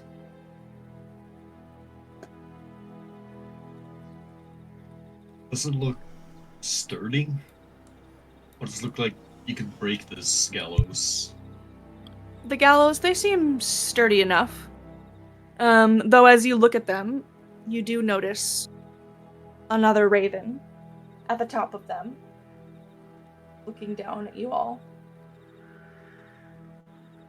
See, I didn't see Strahd, so I didn't know anything about him. Me, just a I- random guy. Can I shoot the raven? Do it. Go for it. What would Meadow say? Meadow's not here, and she's getting creeped out by these creepy ravens. Just chilling. We're just ravening around. They're spying. Do you think someone's The paranoid? raven darts quickly out of the way as soon as you begin to draw your bow, flying off with a heavy speed further westward. Good shot, too. Damn, I missed. Anyone? Ooh, questions. I'd rather not linger here among the dead. Point. We continue on. Any of you mind helping me take this gallows down? Just for fun? Why? Well, I don't think my brother would appreciate that. It'll have some use for him. There's not much crime in Barovia, but if there is, what is he to do then? did you just say people were offered as tribute and sacrifice? Or No. some man called Strahd? They will be, whether there's gallows here or not. The gallows So are for the criminals. I will say these gallows are certainly cursed, but in such a way that so is this land. Everything inside this domain is touched by darkness with no hope to escape it. Only seek it in a different manner. Strahd doesn't hang the tribute. He drinks the tribute. And Sterg, with all due respect, this thing is huge. It would take forever to tear this thing down. And we're in a hurry. We need to get somewhere where we can camp safely. So big. I suppose that's fair. This Strahd fellow, though. He sounds like a guy I used to know. I feel like he'd like a friend of mine. I highly doubt that. It doesn't seem like the kind of guy who has friends, to be honest. Can we stop I know a talking guy. about him? Why? Because Nothing he's Mind else your to do damn for the next 3 business. hours? Mind your damn business, Sturk. Sorry, conversation. Thank you, Gleister. As you begin to carry on down the road, letting the gallows become what you hope is a distant thought in your mind, you all hear a creaking noise behind you. Everyone roll me a flat d20. Where there was nothing before, now hangs a lifeless gray Ouch. body. The breeze turns the hanged figure slowly so that it can fix its dead eyes upon you. All of you see what you can assume is any sort of random dead Barovian. No one you recognize, no one you know, but the person has the same dreary edifice that all of the rest of the citizens have had thus far. However, Leicester, as you turn to look at the creaking sound, you see your own body hanging there, staring at you lifelessly, eyes glassed over as a buzzing fly lands on it, crawling around the milky white skin and into Just your what I needed. gaping mouth. Excellent. Irina shakes her head in disapproval. We are not the first to see echoes of the dead hanging here, only to startle the living. My father said, they appear to remind us of what we have lost. Ismark claims they remind us of what we shall one day be. Me, she says as she gives it a final look and continues back to the road. I hope only that the dead have found rest. I see what you mean by it being cursed. That's just. Ugh. And you carry on along the road.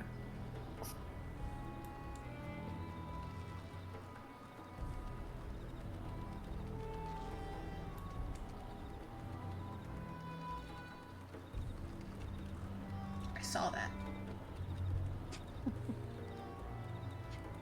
And in another 2 hours,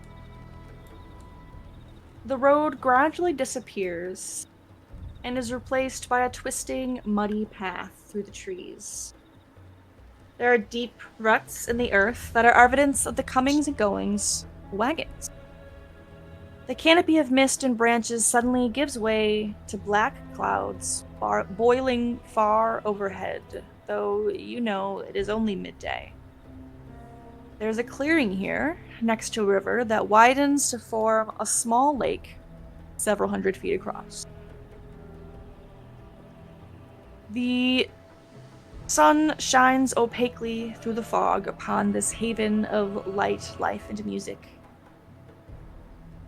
A lyre sings its chords in the firelight, while figures dance around a bonfire's heat or tap their feet along to the noise from benches. The smell of roasting chicken is in the air, drawing forth cries from each of your stomachs. This is not the Barovian gloom you've all become used to. Far from it.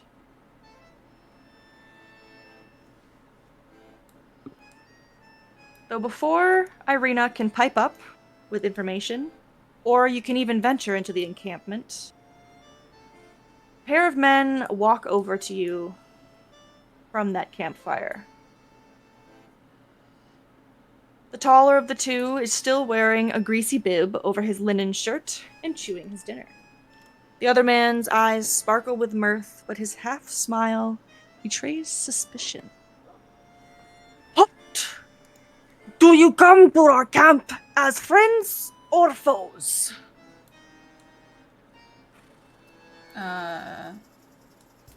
Just nudges We- Gloucester. Leister smiles and says, "You people seem peaceable enough. We're friends." Ah, swear it now then, before gods and men. But We are well met. I am Enegri. This oaf of mine choking on a chicken bone is Melfta. Forgive us, but before you are welcome into our home, you must prove yourself.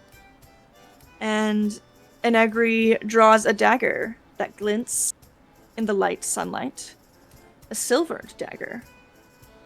And he holds it out to you. Do they look like the girls from the tavern? They do. You may have another inspiration if you like. If you've already expended yours. I think I you just haven't used used it it. a minute ago. oh, I Use see. Use it, yes. goddammit! I'm I'm sorry. generous with inspiration. You can't stack them. You know what? There's a- Usually you never give it. So Inspiration I'm just like, warning. Inspiration You guys are doing great warning. this time. Do you accept the silver dagger from him? Wait, Like- he hands it to me? Oh, okay. Yes. He's holding it out to you as he says, "Prove yourself," and like tilts his chin up expectantly, looking from the Okay. dagger to your palm. Okay, Gleice smiles at him, like, trying to be friendly, and he's holding it, and he's like, I genuinely don't understand what you want me to do. Stark is going to step forward and whisper into your ear. I think he wants you to cut your hand. Oh, yeah, alright. Wait, hold on. I put the silver dagger in my teeth, and then I fumble about for just an awkwardly long time, taking my gauntlet off. Because I had to put my shield down, too, and yeah, it's just a whole thing. And eventually I get my bare hand out, and then I take the dagger out, and, I start, I just put like a little poke in my palm, and I gesture at him like with my bloody palm, I guess. And also, I want to attempt a sleight of hand to steal his dagger. Um. not sure how you do that. Sure. I just I'll put allow. it behind me. you just lose. He frowns and shakes his head, gesturing to Sturg beside you. No, all of you must prove yourself. What do you think this is? Come on. Just because you are a human does not mean your friends cannot be werewolves. Come now. Make the proof, and then join us for merriment and meals. Oh, thank you, sir, for explicitly explaining your expectations. I really didn't know what was going on here. All right, so we don't have to shake bloody palms then. We're just cutting ourselves to make sure we're not werewolves. That's what he says. Okay, well, you got another silver dagger? Because this one just disappeared. I'm no fool. I see it behind your back. No time for tricks now. Hand it to your friend or be on your way. Okay, yeah, I had to start. And I start fumbling, putting my gauntlet back on. First the leather, then the iron, then the straps, then the shield. Would you happen to have a potion of healing or something to close the wound? I'd rather not get infected. Are you afraid of a little scratch? What are you, a werewolf? Do it or do it now. Or if you are too afraid, I will give you a different test. What kind of test? And from a pouch at a Negri's side, he pulls out a sprig of some sort of herb and holds it out to you, Sturg, to take. Take it.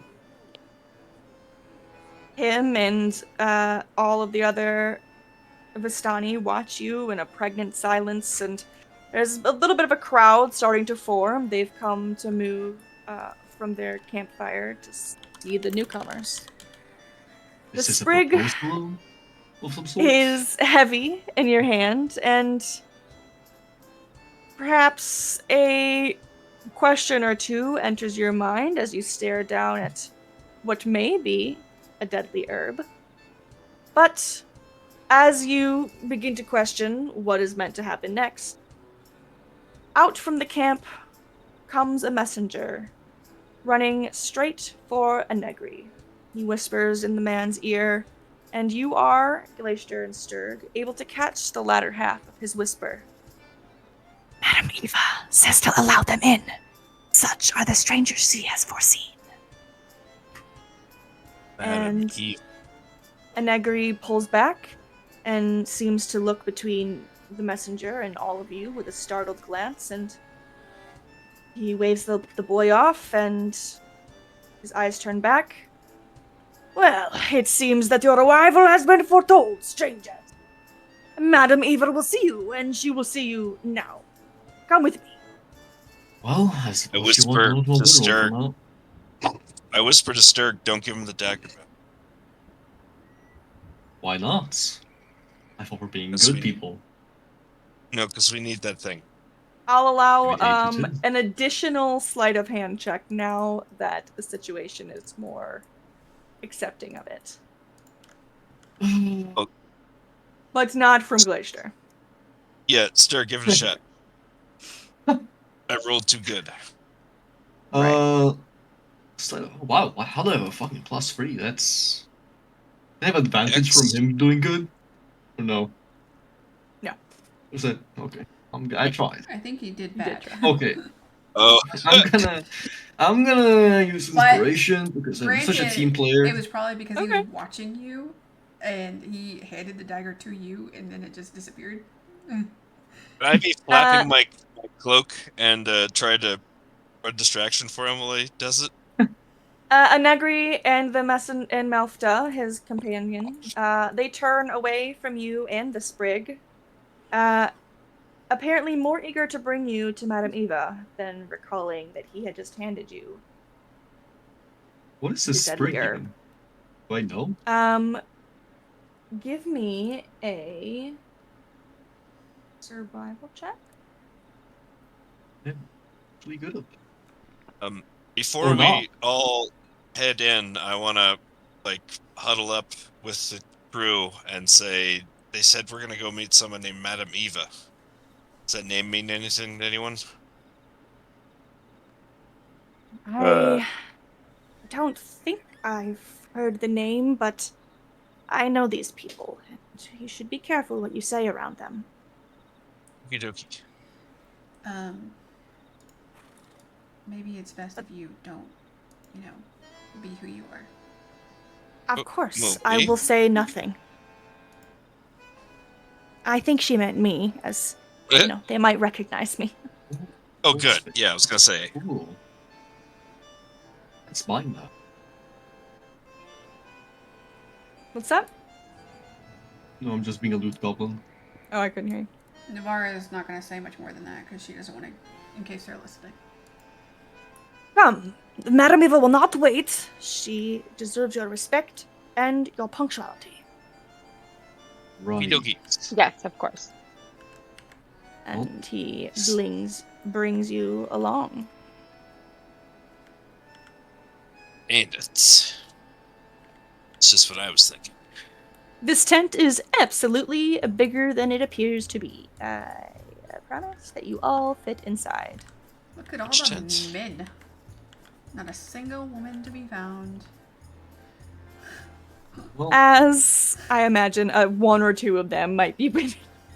you don't know. Magic Nobody flames cast That a bitch reddish looked glow Yeah. over the interior of this tent, revealing a low table covered cloth.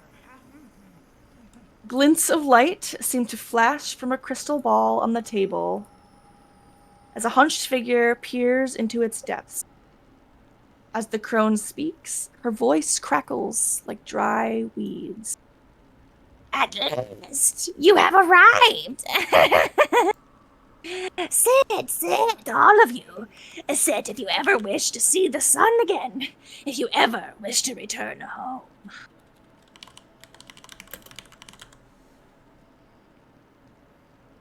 Verifying everyone can see the board. Yes. The mists have tightened around Barovia once again. Fate deals yet another hand. You are not the first to be brought to this accursed land, but perhaps you shall be the last. The fortunes of Ravenloft have marked you all. You are destined to stand boldly against the shadow, to stand against the devil himself, or die as failures.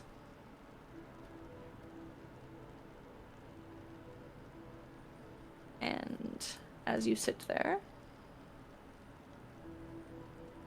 Madame Eva begins to spread the cards across the table in a flurry of movements. And when all is said and done, there are but 5 arranged in a cross. Shit. Others have stood as you did. None have prevailed. Some came close. Some threw their lot in with the devil. Some yet live in the shadows of this country. All sought the fortunes, artifacts of great power without which none can stand against the shadow of Ravenloft. If you wish to free this land from darkness, if you wish to free yourselves, you must secure such artifacts before the devil does. Only you can end the curse of Strahd. You said the thing! She said it. They said the thing! Oh. She begins to flip the cards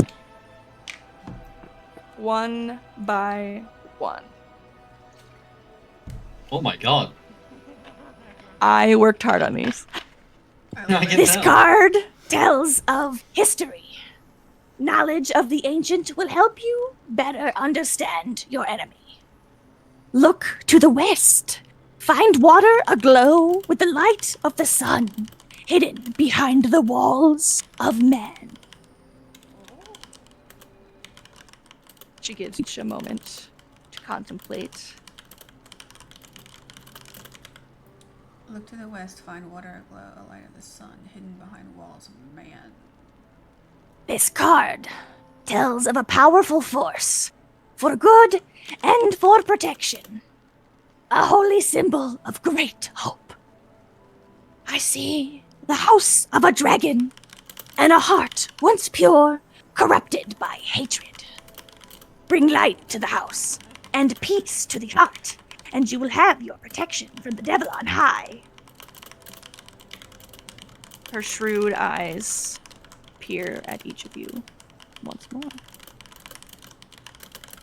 This card is a power and of strength. It tells of a weapon of vengeance, a sword of sunlight. I see the shrines of murdered gods.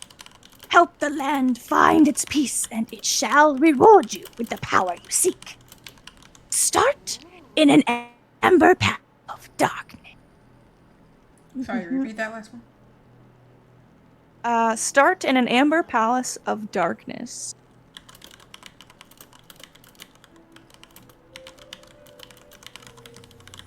The next card flips.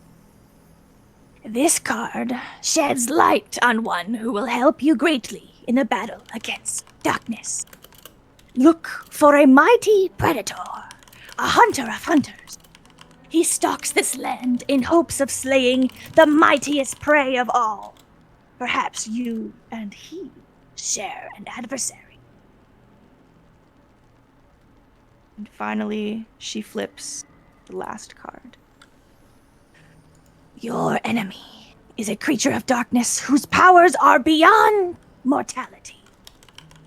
This card will lead you to him. When it is time to face your fate in the eyes of your deadliest foe, pursue him into the depths of darkness. You shall find the devil in the tomb of the only man he has ever envied.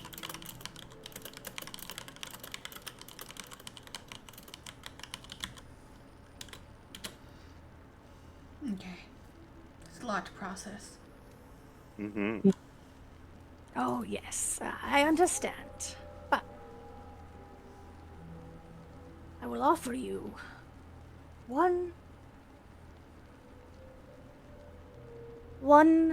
final bit of wisdom. The fortunes will aid you in cleansing this land forever, but this land thrives on despair and darkness, and it seeks to claim the souls of the unwary. Each of you carries burdens unseen, echoes of past decisions that may yet haunt your past. And she pauses, making eye contact with each and every one of you. To safeguard your souls in this damning place, I must offer you personal readings. Each card will reveal truths tailored to your journey, illuminating the shadows that threaten to ensnare you. Trust in the cards, children, for they can guide you through the perils ahead, and perhaps offer a glimpse of hope amidst this encroaching darkness.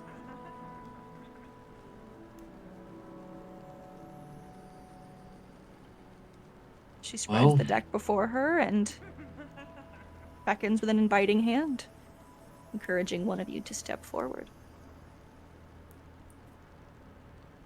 Jarell will step forward.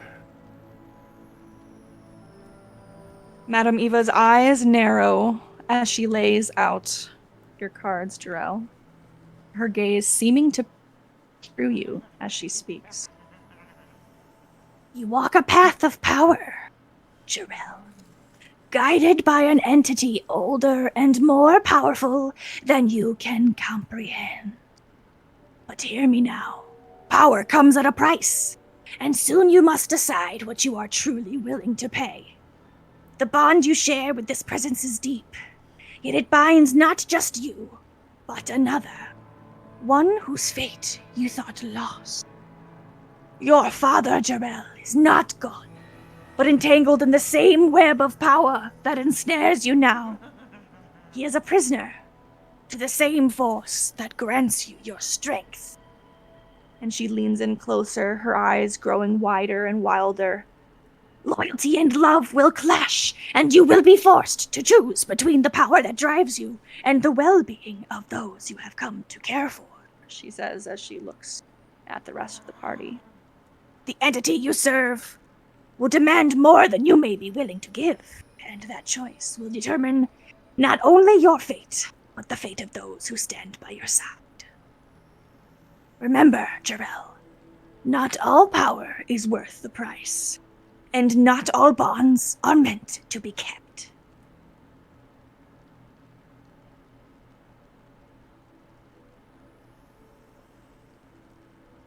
I will do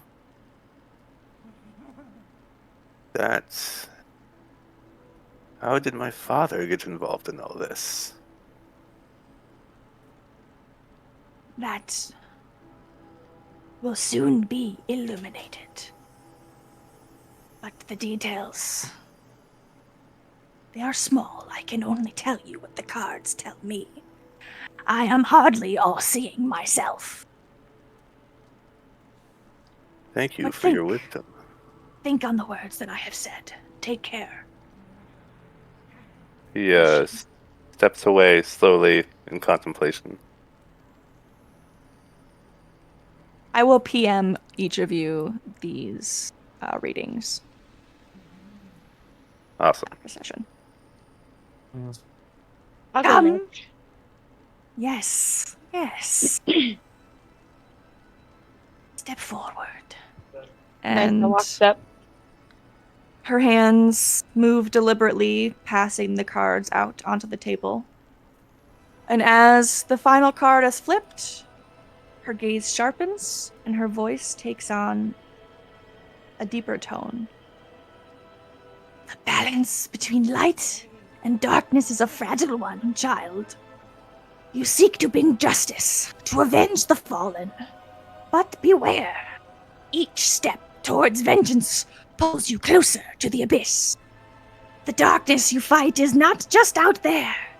It seeps into your soul with every blow you strike.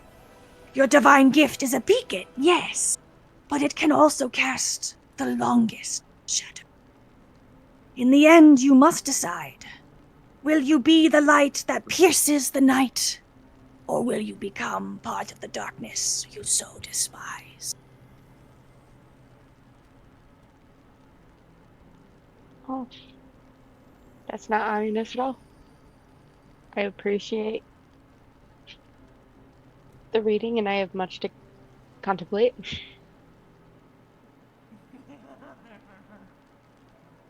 Yes, and who is next?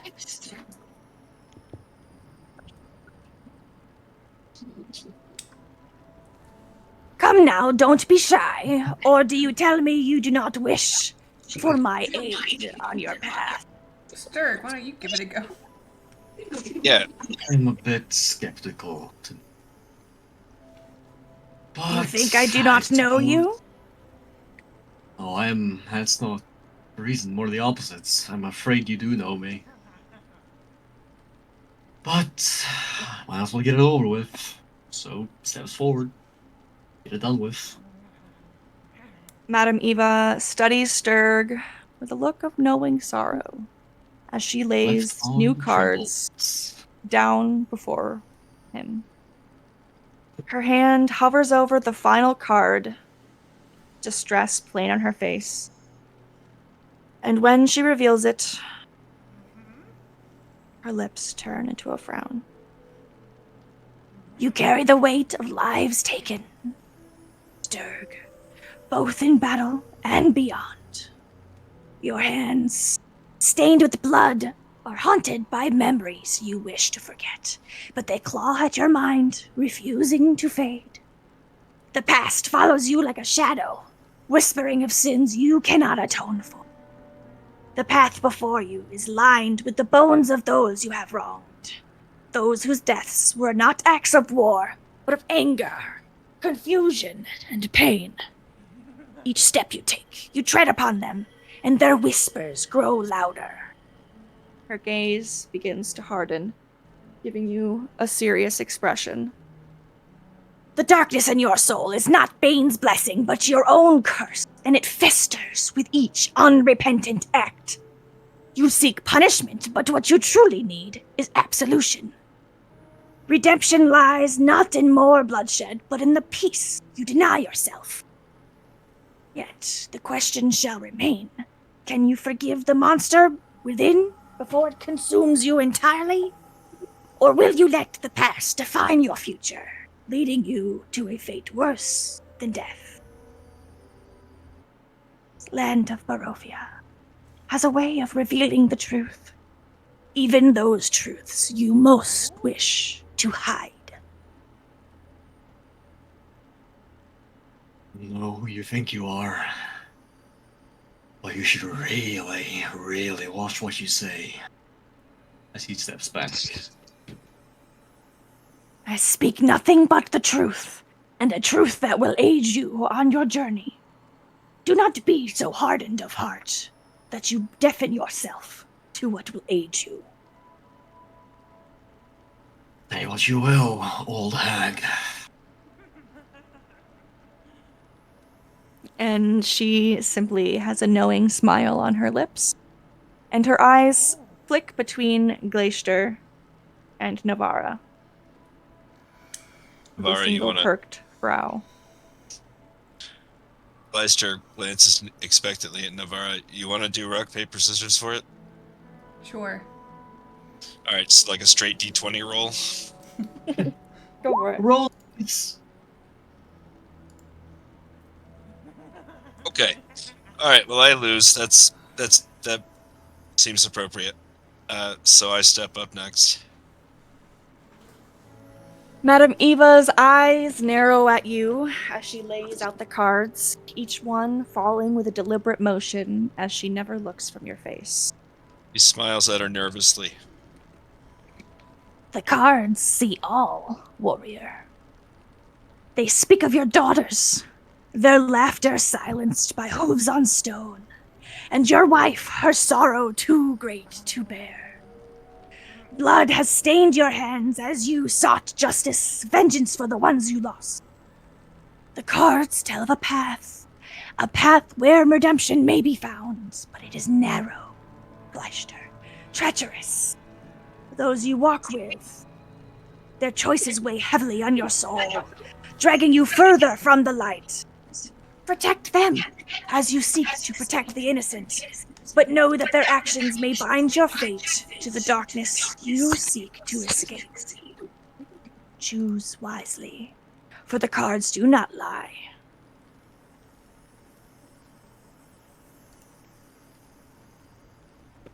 He's got tears streaming down his face, but he says nothing. And he steps back.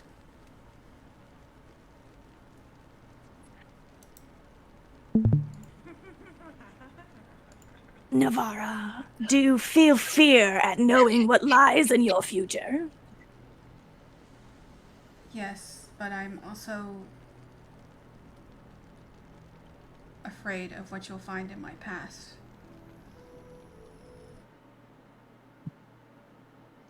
Be afraid in order to show bravery. For bravery is not the absence of fear, but the perseverance to carry on in spite of it. Navara steps forward very carefully, as if she wasn't already pale enough. She gets paler still as she waits for her to give her reading. Madame Eva flicks the cards onto the table, her fingers tracing them, their edges glowing faintly in the dim light of the tent.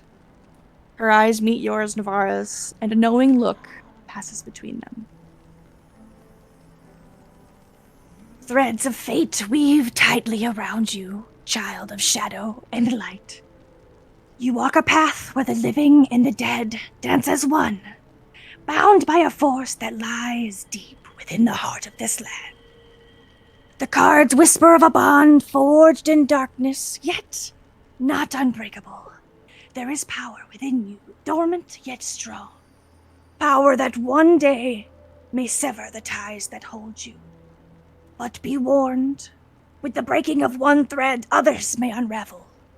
And the path forward is fraught with choices, not all of them leading to salvation.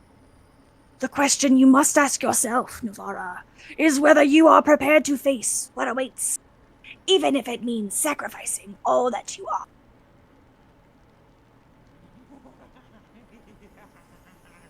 Thank you. She gives a nod and looks at you all pensively, but then looks beyond you, the smile on her lips widening. And you, my dear, She says, her eyes locked onto Irina. yours is the only future here I cannot divine, but I see the devil's mark upon you nonetheless. I see woe clinging to you like dew after dawn. You have lost so much already, but there is more that can be taken from you. And Irina grimaces. Just her chin is visible in the light of Eva's magical flames. Why me, seer? Why is he obsessed with me so? And Eva laughs. A vampire covets beauty, and so too does he hate it. Undeath twists love into hate, and pride into arrogance. Do not tarry at night, my dear. Flee now as fast as you can to the bastions of light left in this valley, lest you become evil's bride. But beware, for salvation and sanctuary are often the money of promises, and there will be those who wish to surrender you to the darkness. Trust only those that truly know you. And Irina's hands curl into fists even as she looks at each of you, thinking whether or not you truly know her. Am I to wither away in some church, to await death or the day the devil grows bored with me? Is it my destiny to live in hiding? And Madame Eva smiles once more, her last few teeth ghastly in the firelight. No, my dear.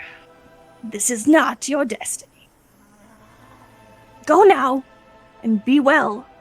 Take care with the information that I have provided you. Perhaps we will meet again. You are welcome to sup here, to enjoy the warmth and comfort of our camp.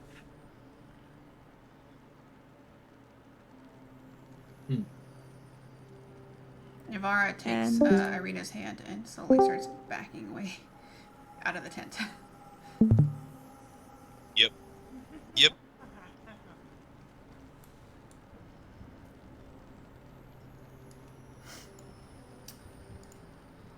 Drell just follows absentmindedly. He still seems to be deeply in his head. Alright, well, okay, so look to the west, find the water aglow, alight with the sun. It sounds like holy water. Does it not? Yes. And the west must be Vallaki, maybe?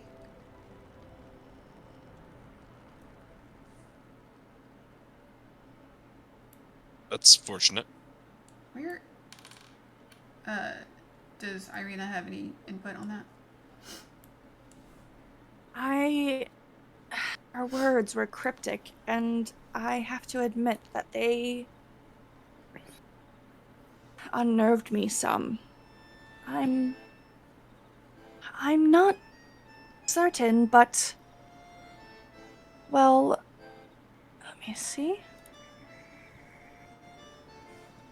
says hidden behind walls of man. So, Oh, no, that's not the right one. Doesn't matter. Okay. I'm not sure. Perhaps holy water, but what does holy water have to do with the sun? well, it said alight with the sun, so I was, thinking maybe it was like blessed by the Morning Lord or something. Perhaps. It's certainly a fair idea. Well, there is a abbey in Kresk, the Abbey of St. Markovia. They dedicate all of their worships to the Morning Lord. Maybe we should look there then. Yeah, sounds lovely. Oh, man, Uh, there's a bunch of horses.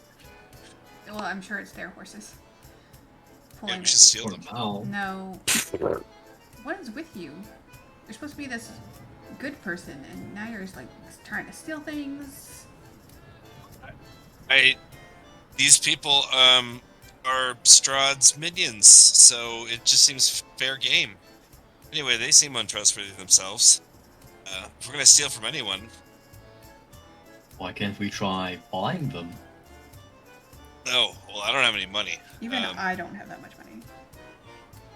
I don't know how much a horse costs.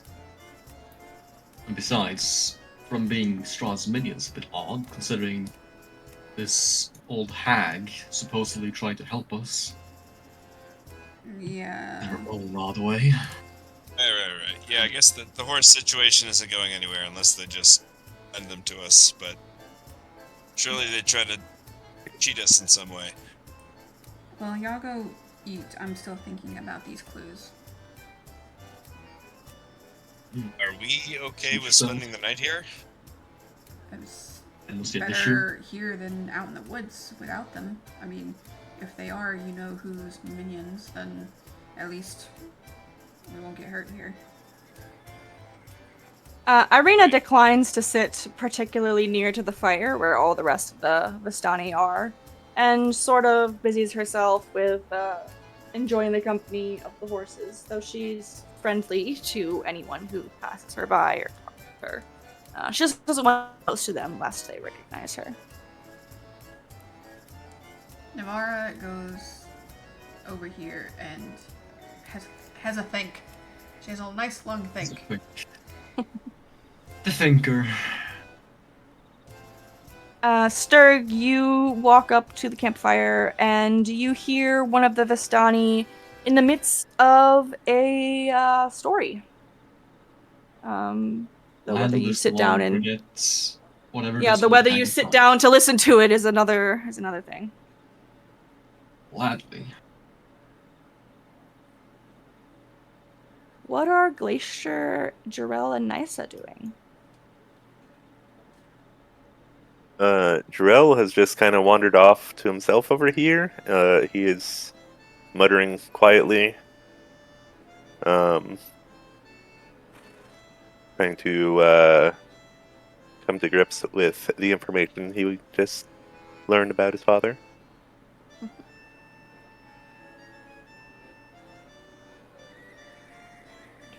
Nice is just confused. She's just gonna quietly watch from a corner and observe all the rest of the people. Um, Not really quite sure what to do with my information as well. Okay. Just in distress. Sturg, as you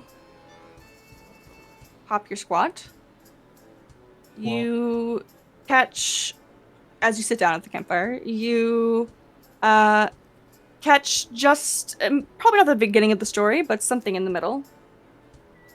Oh yes, he thought he could rally the people of Barovia against the devil's Strahd. He stirred them with thoughts of revolt and bore them to the castle in mass. When the vampire appeared, the wizard's peasant army fled in terror. A few stood their ground and were never seen again. Fools. The wizard and the vampire cast spells at each other. Their battle flew from the courtyards of Ravenloft to a precipice overlooking the falls. I saw the battle with my own eyes. Thunder shook the mountainside, and great rocks tumbled down upon the wizard, yet by his magic he survived.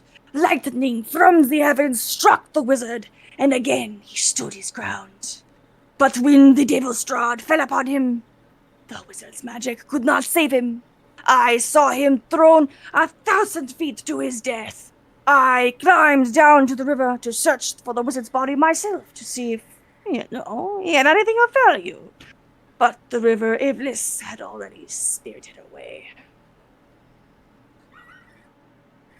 So, this Strahd fellow, huh? To be quite the powerful ruler. Yes, he has always done well by us. How do you feel about him? Well, this is his domain, however we feel about him makes very little difference. Well, it may make no difference to him, but I am most curious how you feel about him, as I am new in these lands.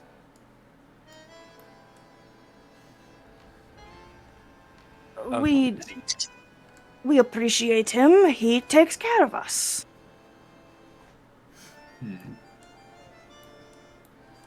Well, do any of you follow any gods? Or are you all just a bunch of traveling men and women trying to live as you can?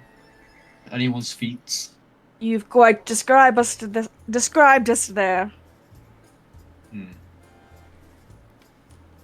Have any of you heard about Bane? Bane? Okay. All right, hold on 1 second. Hold on. So just to check in, I wandered forward and I was listening to the story, but I've also been obsessively since before Navarra came into my field of view. So she was over here where I couldn't see her before, but the whole time I was looking, from each one of them to, Arena to Jarell to Nysa, making sure that none of these people are stealing our shit. And I'm watching myself. I have not been watching Sturg to see if they've been stealing his shit, but I have been standing right behind him, and I do hear him invoke the name of a dark god. I hear him invoke the name of a dark god. He did it in the first session, but I wasn't there in the back alley. But now I have borne first-hand witness to his dark god worship. Okay, that's all. I fucking then. love Yes, that. duly noted. It was like And Glacier stands behind you with his mouth agape. like time slows in the instant you Eureka, like, oh shit. all makes sense in the end. Oh, God. But does any of these little... any of the hooligans... I mean, no, I'll come back to it. What about the Oh, but now that Navara Well, is here, I'm also making sure they're not stealing her shit either. I just Of want to course, ask of if like course. any of them knew about Bane, or if they're just like secluded little people who doesn't know shit. Sort of my own little storytelling.